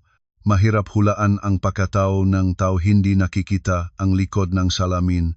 Ang pagkakamaling ito ay hindi kasalanan mo, ito ay isang mahalagang aral. Ang mahalaga pagkatapos nga araling ito ang anak ng nanay ko ay magiging mas malakas. Tumango ako, ininom ang mainit na gatas. Nanalong ako sa kumot, naramdaman ang init mula sa kamay ng nanay ko. Ngayong gabi ay hahayaan ko ang sarili ko na maging mahina sa huling pagkakataon. Kasi bukas, kailangan kong mabuhay para sa aking sarili at para sa munting nilikha na tumatanda sa aking tiyan. Ang kasong Pamilya Cruz ay mabilis na naging balita. Ang larawan nila habang iniakay palabas ng presinto ay lumabas sa lahat ng diaryo at pahayagan. Ang kasong asawang nakplano ng pagpatay sa asawa para makuha ang halos 40 milyong pisong ari-arian ay kumalat ng mabilis sa social media. Ang aking pangalan ay malinaw ding nabanggit sa lahat ng lugar. Naging sentro ako ng habag, ng sismis at ng mapait na hatol. Sa mga unang araw, hindi ako naglakas loob na lumabas. Takot sa mga tingin, takot sa mga bungangra. Ngunit kahit nagtatago sa bahay, ang bulong-bulungan ay nakakahanap pa rin ngang paraan para makarating sa akin. Kikawawa ang batang babae, maganda at matalino pa naman, ngayon ganito. Narinig ko naman na hindi rin basta-basta ang babaeng iyon, siguro may kinabibilangan para gawing ganon ng asawa niya. Isang beses sa isang tindahan ng kape, narinig ko ang dalawang babaeng nag-usap. Nabasa mo yung kaso ng Director NX Company na nakplanong patayin ang asawa. Nakakatakot. Narinig ko na. Alam ko ang babaeng iyon ay sobrang swerte niya. Numero ngang swerte tukso niya. Ang pamilya ngang asawa ay nabagsak at naaresto lahat. Sino pa ang magnanais na kunin siyang asawa ulit? Habang naririnig ko ang mga salita ay nanginginig ang aking mga kamay, halos bumagsak ang hawak na baso. Gusto kong tumayo at humarap sa kanila, ibunyak ang kanilang pagmamahal sa paghatol, ngunit hindi ko ginawa. Maari akong makipagtalo sa isa, sa dalawa, ngunit hindi ko malalabanan ang buong mundo. Bumalik ako sa bahay ng mabigat ang puso. Inulat ko sa nanay ko ang narinig ko. Pagkatapos makinig, tumigil ang nanay ko saglit bago nagsalita. Ang bibig ng tao ay pinakamapanganib na sandata, hindi nakikita ngunit nakakasugat ng todo. Hindi natin maaring tapunan ang kanilang bibig, ngunit maaari tayong magtatayo ng pader na sapat na matibay para hindi tayo masugatan nito. Ngunit nanay, pagod na ako, walang nagawa akong masama. Bakit ko pa kailangan magtiyaga sa mga salitang ito? Dahil buhay ka. Tumingin ang nanay ko ng diretso sa aking mata. Nang nangahas kang ibunyag ang kasamaan, hindi ka lamang humarap sa kaaway kundi harapin mo rin ang paghatol ng madla. May magdadakila sa iyo bilang bayani, may magmumura rin sa iyo bilang gumawa ng gulo. Iyon ang bayad sa katotohanan. Tanggap mo ba ang bayad na ito para mabuhay ng nakatayo ang ulo? Ang tanong nanay ko ay tulad ng balding malamig na tubig na nagpalusok sa akin. Tama iyon. Nakarating na ako sa ganitong punto. Hindi na ako maaring mabuwal dahil sa walang kwentang sismis. Hindi ko maaring hayaan ang aking anak na lumaki nang maririnig ang mga masasama tungkol sa kanyang ina. Naiintindihan ko na, nanay. Mula noon, wala na akong pagtatago.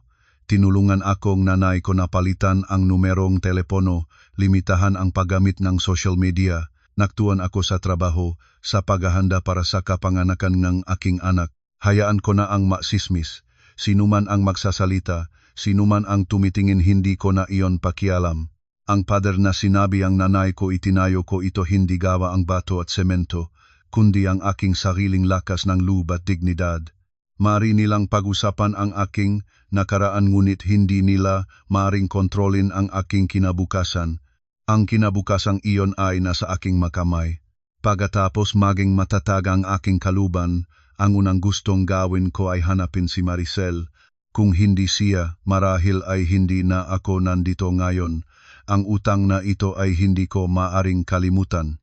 Sa tulong ng nanay ko, nakipag-ugnayan kami at nagtagpo kami ni Marichel sa isang maliit na tindahan ng kape na may pribadong espasyo. Nang dumating si Marichel, nakasuot pa rin ang kanyang lumang nurse na uniforme. Medyo mas payat siya ngayon ngunit ang kanyang mata ay wala na ang takot na noon. Sa pagkakita niya sa akin, ngumiti siya isang simpleng ngiti. Carla, mukhang malusog ka na. Salamat Maricel. Hinawakan ko ang kanyang kamay. Umupo ka. Pagkatapos ng ilang pangungusap, hindi na ako nag-alinlangan pa. Inilabas ko mula sa aking bag ang isang makapal na sobre at isang tumpok ng papel. Itinulak ko ito sa kanya. Marichel, hindi ko alam kung paano ka pasalamatan ng sapat. Sa sobrang ito ay isang tseke na nakakahalaga ng 1,000,000 piso at ito ay isang scholarship para sa advanced medical training sa Singapore. Lahat ng gastos ay sasakupin ng Educational Foundation ng aming pamilya. Nagulat si Marichel. Tiningnan niya ang sobre at pagkatapos ay ako ang mukha niya ay puno ng pagkabigla. At siyang naktulak na envelope pabalik sa akin. Carla, anong ginagawa mo? Hindi ko maaring tanggapin ito. Hindi, Marichel. Ngumiti ako at pinigilan ang kanyang kamay. Alam ko na hindi mo ginawa ito para sa pera.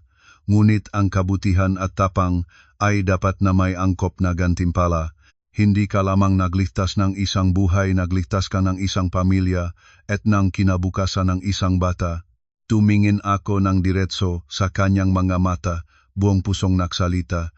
Ito ay hindi kabayaran. Isipin mo ito bilang gantimpala ng buhay para sa iyong tapang. Sa para, maaari mong alagaan ang pamilya mo at matulungan ang iyong pamangkin na makapag-aral. Sa scholarship, maaari mong matupad ang iyong pangarap maging isang magaling na doktor at tulungan ang mas maraming tao. Tumingin si Marichel sa akin, ang kanyang nga mata ay namamaga walang salita. Ang kanyang nga luha ay nagsimulang humalong sa mesa. Hindi siya umiyak ng malakas. Ang kanyang payat na mga balikat lamang ay nanginginig. Hindi ko alam kung bakit siya ganoon kalapit ang puso. Tahimik lamang akong nakaupo at inayaang makayak siya. Alam kong sa likod ng pambihirang tapang na iyon ay maraming pasanin at sakit na tanggung-tanggap ng batang babae na ito. Pagkaraan ng matagal, tumingala si Marichel. Pinunasan niya ang luha at tumingin sa akin kaunting tumango. Tatanggapin ko na. Mapaos ang boses niya ngunit may isang bagay na higit pa sa pasasalamat sa loob nito. Nakaluwag ang aking pakiramdam, ngunit pagkatapos ay tumingin siya sa akin ng punong salita. Carla, alam mo kung bakit ako umiyak? Umiling ako. Dahil kung nakatakpo sana ngang kapatid ko ngang isang taong tulad mo marahil ay hindi siya namatay ng walang katarungan tulad nun. Nadurog ang aking puso sa mga salitang iyon. Nagsimula siyang mahkuvento. Ang aming pamilya ay mahirap, Carla.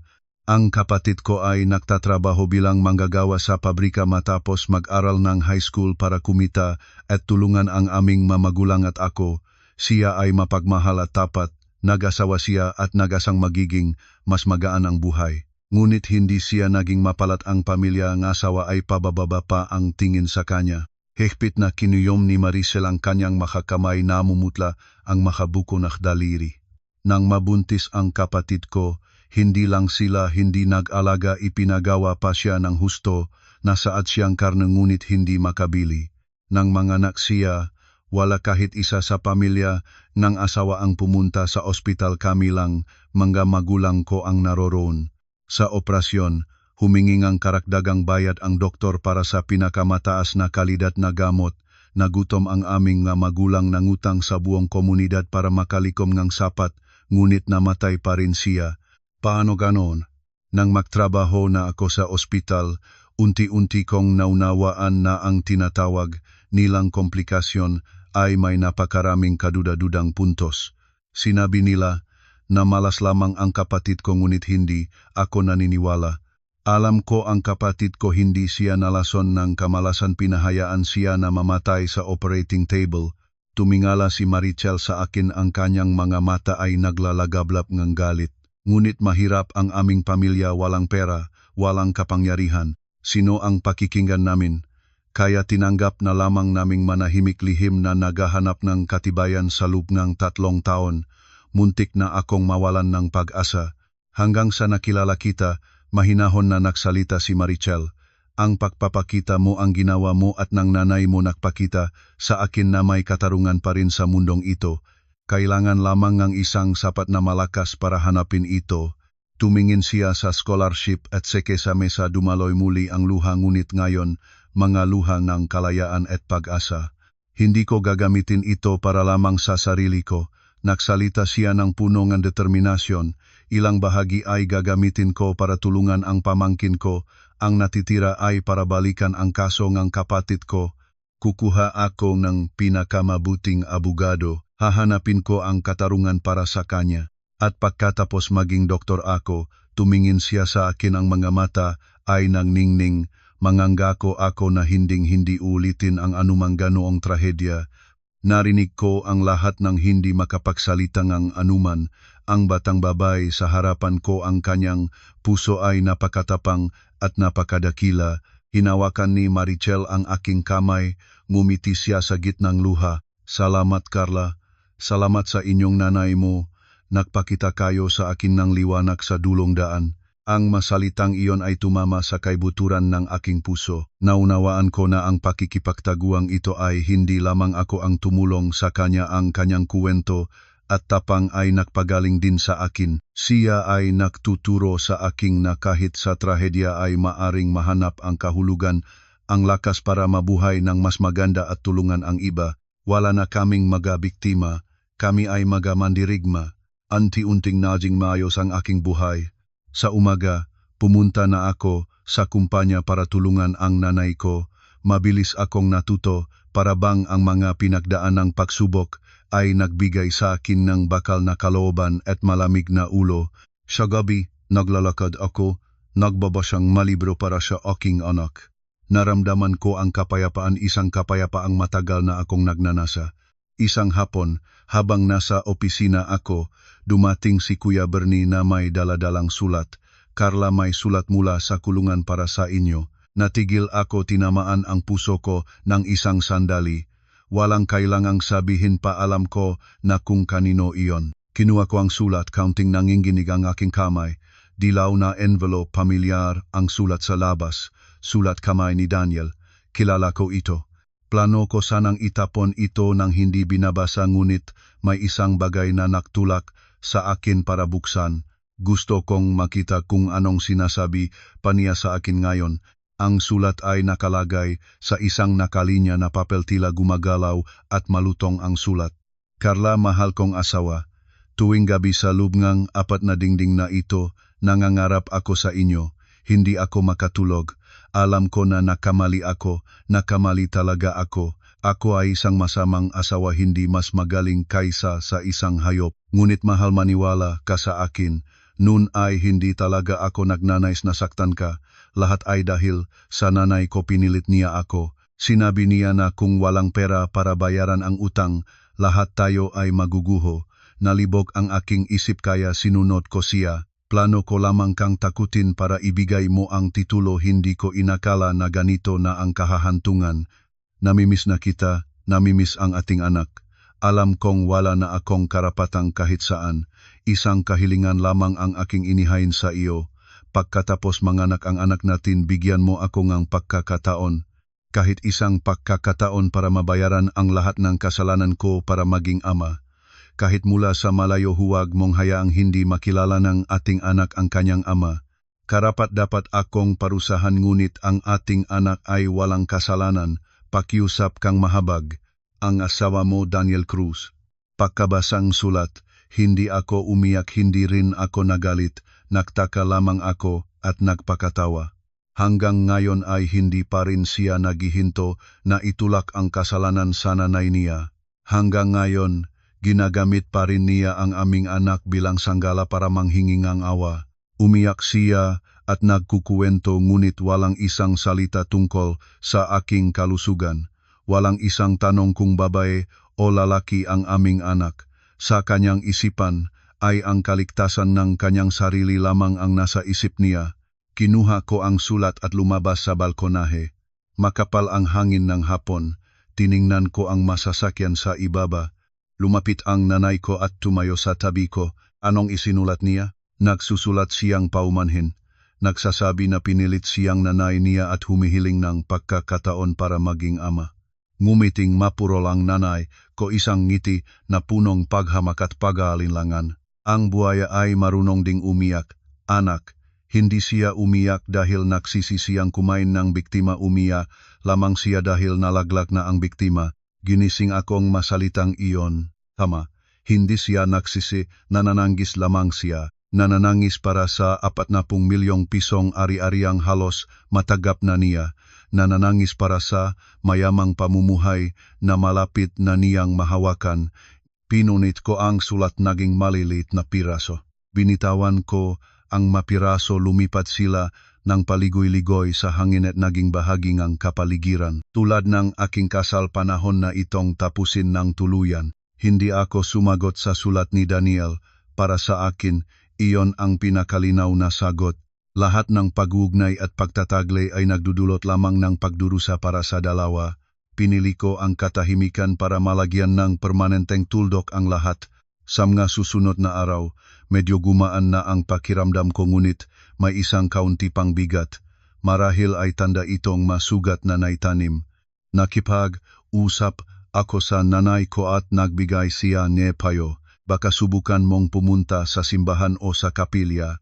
Hindi para humingi ng kahit ano kundi para mahanap ng sandaling kapayapaan ng puso. Sa dulong linggong iyon, mag-isa akong nagmaneho patungo sa isang matandang simbahang nakatayo sa isang burol sa labas ng lungsod.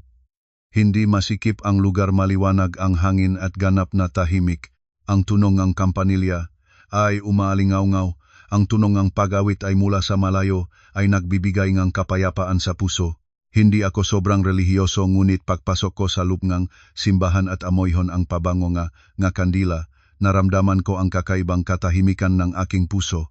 Bumili akong kandila, dinala ang gaito sa dambana, isinuot ko at yumuko. Hindi ako nanalangin para sa kayamanan, hindi para sa swerte. Isinara ko ang mga mata, nagsampal at bumubulong. Hindi ako nanalangin para sa mas mabigat na kaparusahan kay Daniel at kay Aling Celia. Ang batas ay may katarungan nito, babayaran nila ang kanilang maginawa. Hindi rin ako nanalangin para malimutan ko agad ang lahat. Nanalangin lamang ako na maging tahimik ang aking puso, na mabigyan ako ng lakas para lampasan ang lahat ng pagsubok. Nanalangin para sa aking anak na wasiyang ipanganak ng malusog at mapayapang mabuhay nang walang pasan ng kasalanan ng kanyang ama. At ipinapangalay ko rin ang mga taong gumawa ng masama sa akin, nawa sila ay makamulat sa kanilang mga pagkakamali para ang mga galit at put sa mundo ay malutas. Habang binibikas ko ang huling mga salita, naramdamang may walang katawang bigat sa aking balikat ang natanggal. Natuklasan ko na ang kaginhawaan ay hindi nanggagaling sa pagpaparusa sa kaaway, kundi nanggagaling sa iyong kakayahang bitiwan ang put sa iyong puso. Hindi ko pinapatawad ang kanilang krimen, ngunit pinili ko ang palayain ang aking sarili mula sa kulungan ng galit. Tumayo ako, ang puso ay parang pinagaan. Sa sandaling iyon, naramdaman ko ang kaunting pag-alog mula sa aking tiyan.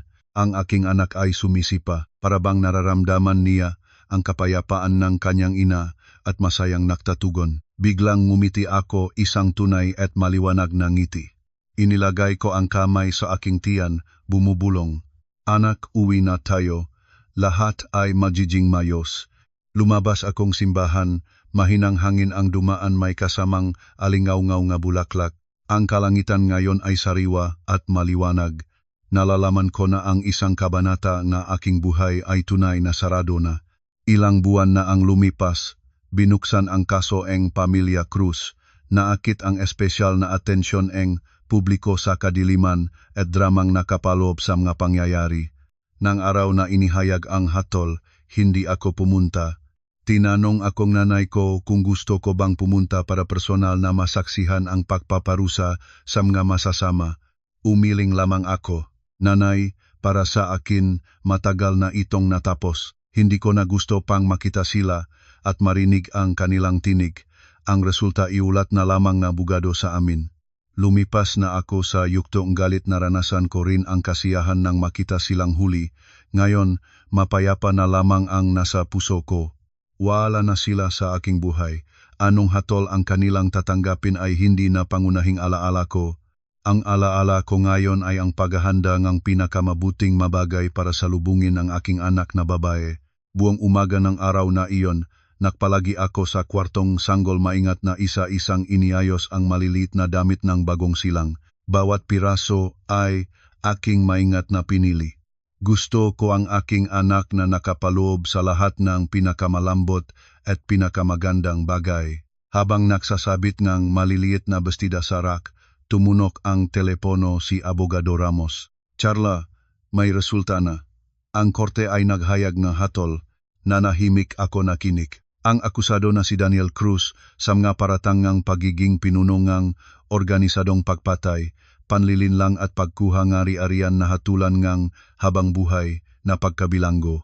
Habang buhay, isang hatol na sapat ang haba para bayaran niya ang kanyang krimen sa loob ng 4 na dingding ng malamig. Ang akusado na si Elena Cruz sa mga paratangang pagiging kasabwat sa pagpatay, paninirang puri na hatulang ng 20 taong pagkabilanggo.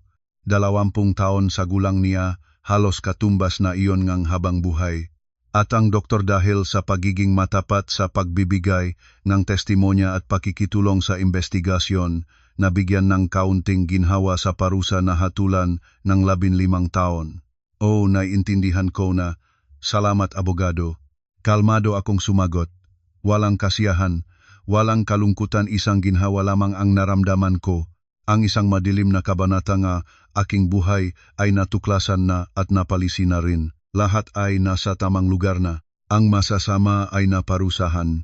Ang walang kasalanan ay napawalang sala.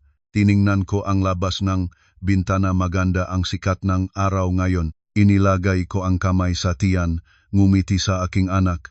Anak, ang mundo sa labas ay maganda pa rin. Paglaki mo, ituturo sa iyo nanay mo kung paano maging malakas para walang makakapinsala sa iyo.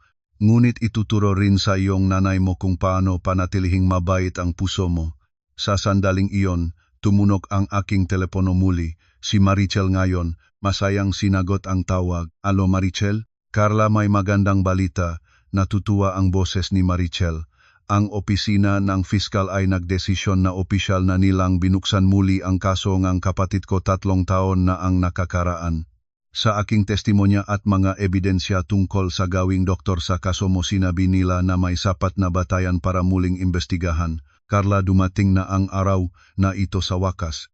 Natuwa ako para sa kanya. Napakaganda naman, Marichel. Binabati kita. Ang katarungan ay baka maabot ng huli, ngunit tiyak na hindi ito mawawala. Opo, lahat ay dahil sa inyo ni nanay mo. Hindi ko alam kung paano namin kayo pasalamatan ng sapat. Sa pagitan natin, hindi na kailangan ng salamat. Ang pag-usap kay Maricel ay lalong nagpasaya ng aking kaluban. Lahat ng buhol ay dahan-dahan ang nalutasan. Sa katapusan ng linggo, inanyayahan ko ang nanay ko para pumunta ang shopping para sa sanggol. Matagal na kami ni nanay na hindi nakaroon ng ganitong masayang sandali. Nagpunta kami sa isang malaking mall, pumasok sa tindahan para sa ina at sanggol. Sa pagkakita ng mga maliliit na damit, ang aking puso ay napuno ng hindi masalitang kaligayahan. Lahat ng kalungkutan at galit ng nakaraan ay mukhang lumayo na sa malayo. Nanay, tingnan mo ito, ang bestidang ito ay maganda ba? Itinayo ko ang isang puting bestidang may maliit na laso. Maganda, ngunit sa tingin ko ang rosas na iyon ay mas elegante. Dapat maelegante ang anak natin. Nanay, mas gusto ko ang puti, malinis ang hitsura nito. At paano kung nagkamali ang ultrasound? Nagtatawang tumugon ako. Sabay kaming ngumiti. Iyon ay mga sandaling natuklasan ko ang kaligayahan ay minsan ay napakasimple. Hindi ito ang magkaroon ng mayamang asawa o buhay na walang bagyo. Ang kaligayahan ay ang nasa tabi ng minamahal mo, sabay na nakahanda para sa magandang bagay na darating. Habang pumipiling ang maliit na guwantes, naramdaman ko ang malakas na sipa mula sa loob ng tiyan. Ang aking anak ay tila masaya rin. Ngumiti ako, dinakdagan ang tiyan. Anak ko, kasama ka rin sa pamimili ng nanay, ha? Tiningnan ako ngang nanay, ko puno ngang pagmamahal at pagmamalaki ang kanyang mamata. Carla, Sa tingin ko ay nagbago ka ng malaki kaysa dati. Paano, nanay? Mas malakas, mas may saysay, at mas maraming ngiti. Masaya ang nanay mo nito. Ang bagyong dumaan malaki man iyon nagbigay sa iyong bagong pagkatao. Pagkatapos nito, walang makakapanggalang sa iyo. Tumingin ako sa nanay ko, puno ngang pasasalamat ang aking puso. Tama iyon. Kung hindi siya, hindi ko alam kung ano ang lagay ko ngayon. Hindi lamang niya binigyan akong ligtas na lugar, binigyan din niya akong lakas at karunungan para harapin ang bagyo. Kinuha ko ang isang maliit na puting sapatos at inilapit sa aking piski. Malambot at mainit ang tela. Ang aking kinabukasan, ang kinabukasan ng aking anak magiging ganon din, malambot at mainit. Ngumiti ako, isang ngiti na tunay na nanggagaling sa puso. Ang aking kinabukasan at ng aking anak ngayon pa lamang talaga nagsisimula. Sa ikasiyam na buwan ngang aking pagbubuntis, napakalaki ng aking tiyan. Sinabi ngang doktor na maayos ang lahat ng indikasyon, handa na akong isalubong ang aking anak. At dumating na ang araw, isang linggo bago ang takdang araw. Kalagitnaan ngang gabi, isang matinding kirot sa ibabang bahagi ng tiyan ang nagising sa akin. Sa simula ay magaan at malayo ang magkirot, ngunit pagkalipas ng isang oras ay naging madalas at malakas na ang maito. Alam ko na malalim na ang aking pagbubuntis. Nagmadali si nanay at si Kuya Bernie na dalhin ako sa ospital. Lahat ay inihanda na International Hospital, pinakamahuhusay na koponan ng doktor. Lahat ay nasa ilalim ng pag-ayos ng nanay ko, nakahiga sa kama. Ang umagang kirot ay sumisiklab, at samha kirot na iyon, ang nakakatakot na alala na pinagsikapan kong ilubok ay biglang bumalik, walang mapihilang pumunta.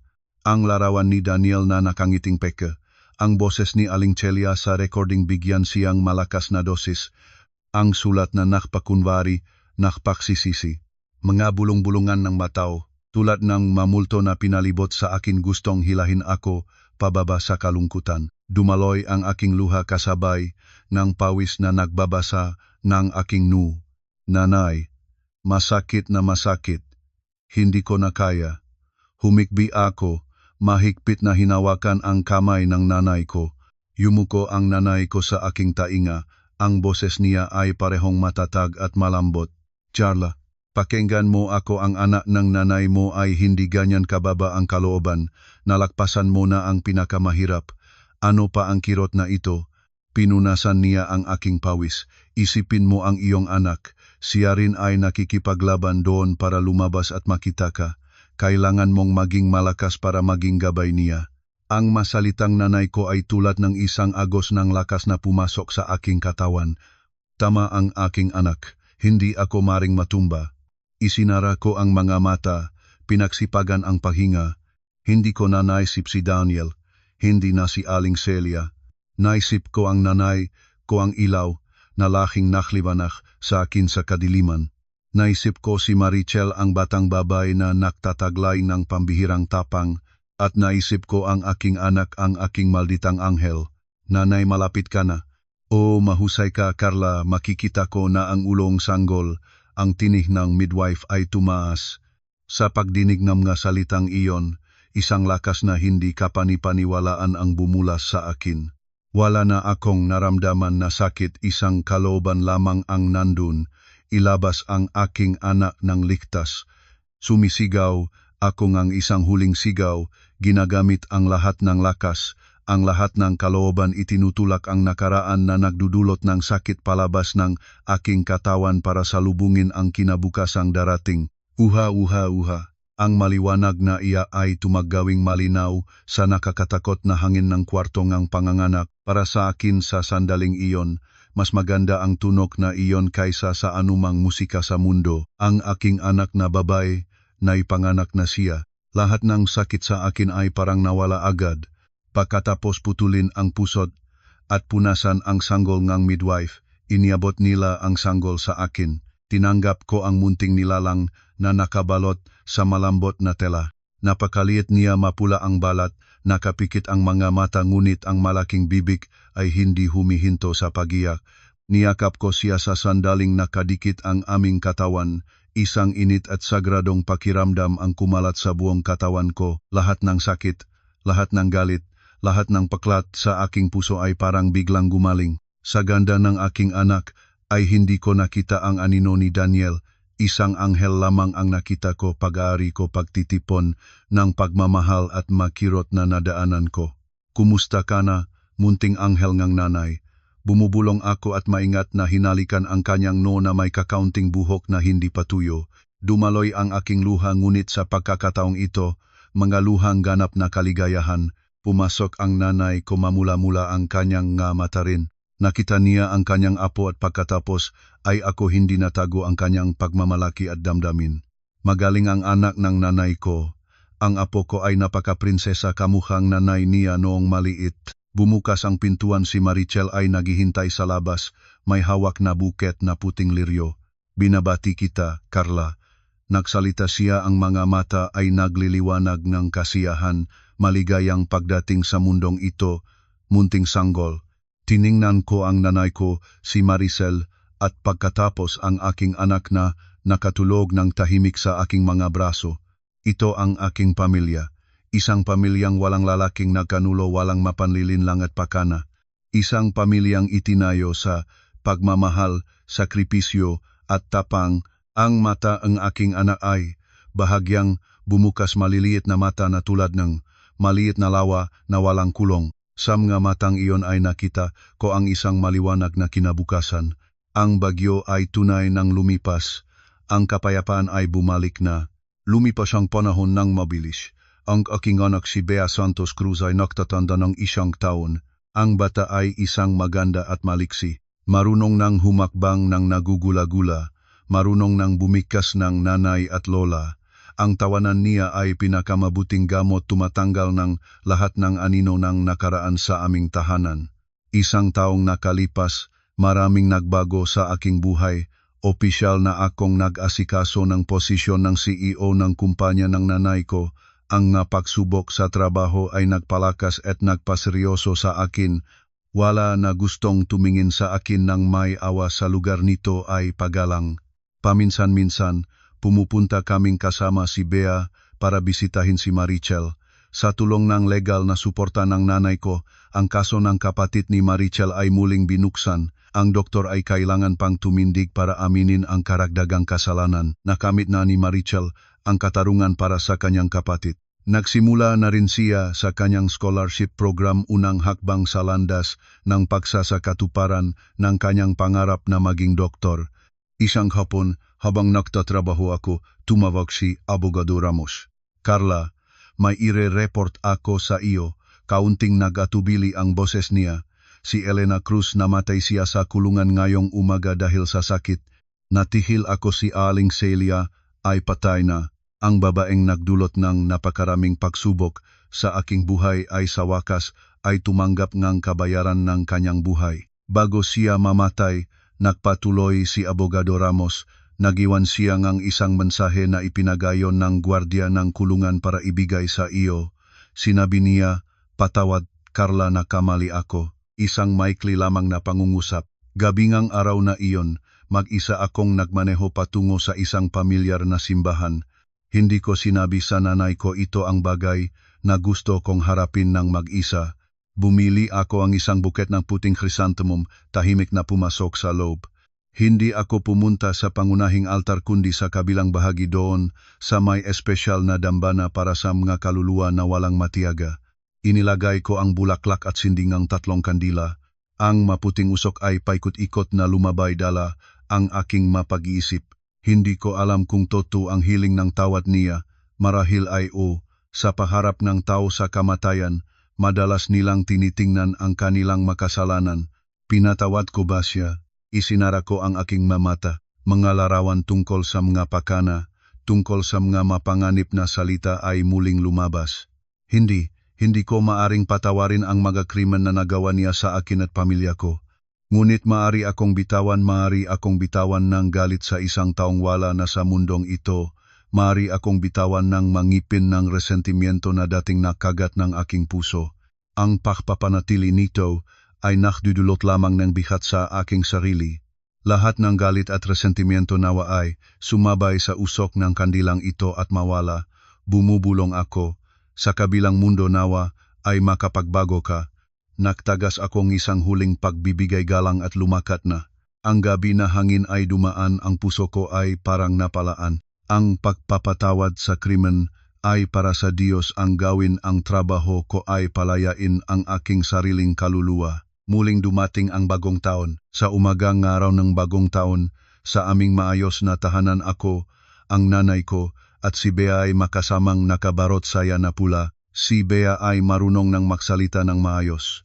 Tumakbo siyang paikot-ikot sa bahay, nag-awit ng mabata, nagpapasaya ang lahat sa kanyang malakas na boses. Wala na kaming binabanggit patungkol sa nakaraang mga pangyayari. Ang nakaraan ay maingat na nakaimpake, nakalagay sa isang sulok ng alaala. Minsan ay naisip pa rin ito, hindi na ito isang dugong sugat kundi isang peklat na gumaling isang mahalagang aral ng buhay. Ngayong hapon, inakay ko si Bea sa parke malapit sa bahay. Gustong-gusto niyang magduyan. Nakaupo siya sa duyan, ang maliit na binti ay umugoy, maluwag ang ngiti. Nakatayo ako sa tabi, tahimik na itulak ang duyan. Nanay, taas pa. Sina, prinsesa nanay. Habang tinitingnan ang dalisay ng ngiti ng aking anak, napuno ang aking pusong kapayapaan at pasasalamat. Sa oras na iyon, dumating ang nanay ko mula sa kanyang pamamasyal. Ngumiti siya habang tinitignan ang dalawa naming magina. Masaya ang dalawa sa inyo, ha? Opo, sumagot ako. Nanay, tingnan si Bea, lagi siyang full of energy. Sabay kaming umupo sa isang bangkong bato, pinagmasdan ang gintong araw na dahan-dahang lumalubog. Nanay, bigla akong nagtatanong ng katanungang matagal ko nang iniingatan sa puso.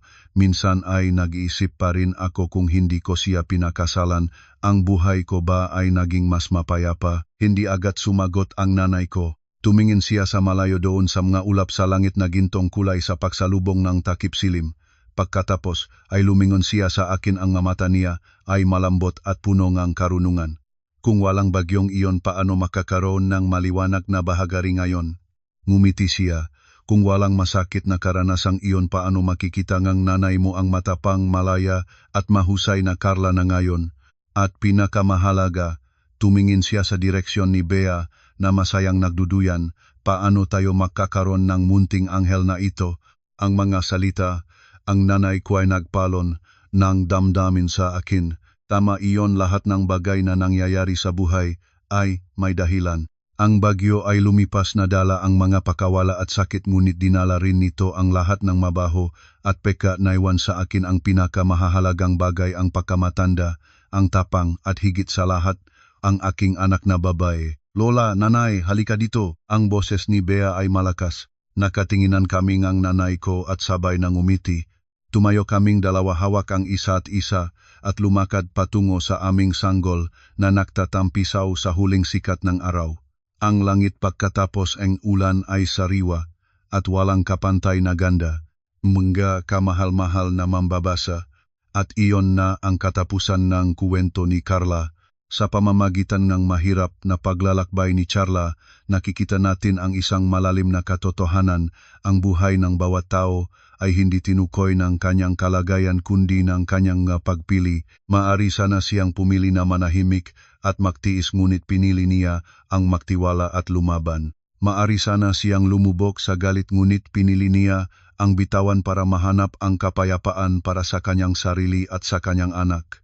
Sa kabaliktaran, ang pamilyang nagtalagang krimen ay nagmadaling sumunod sa kasakiman at kasamaan at tinanggap ang mapait na kahihinatnan ayon sa batas ng karma. Sa buhay, may mga sandaling mahuhulog tayo sa pinakamadilim at mapanglaw na sitwasyon.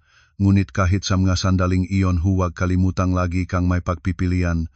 Piliin ang paniniwala sa sariling halaga, piliin ang kabutihan, piliin ang tumayo para makamit ang mas magandang kinabukasan. Ang pinakadakilang lakas ay hindi matatakpuan sa malayo, nandito sa puso at isipan ng bawat isa sa atin.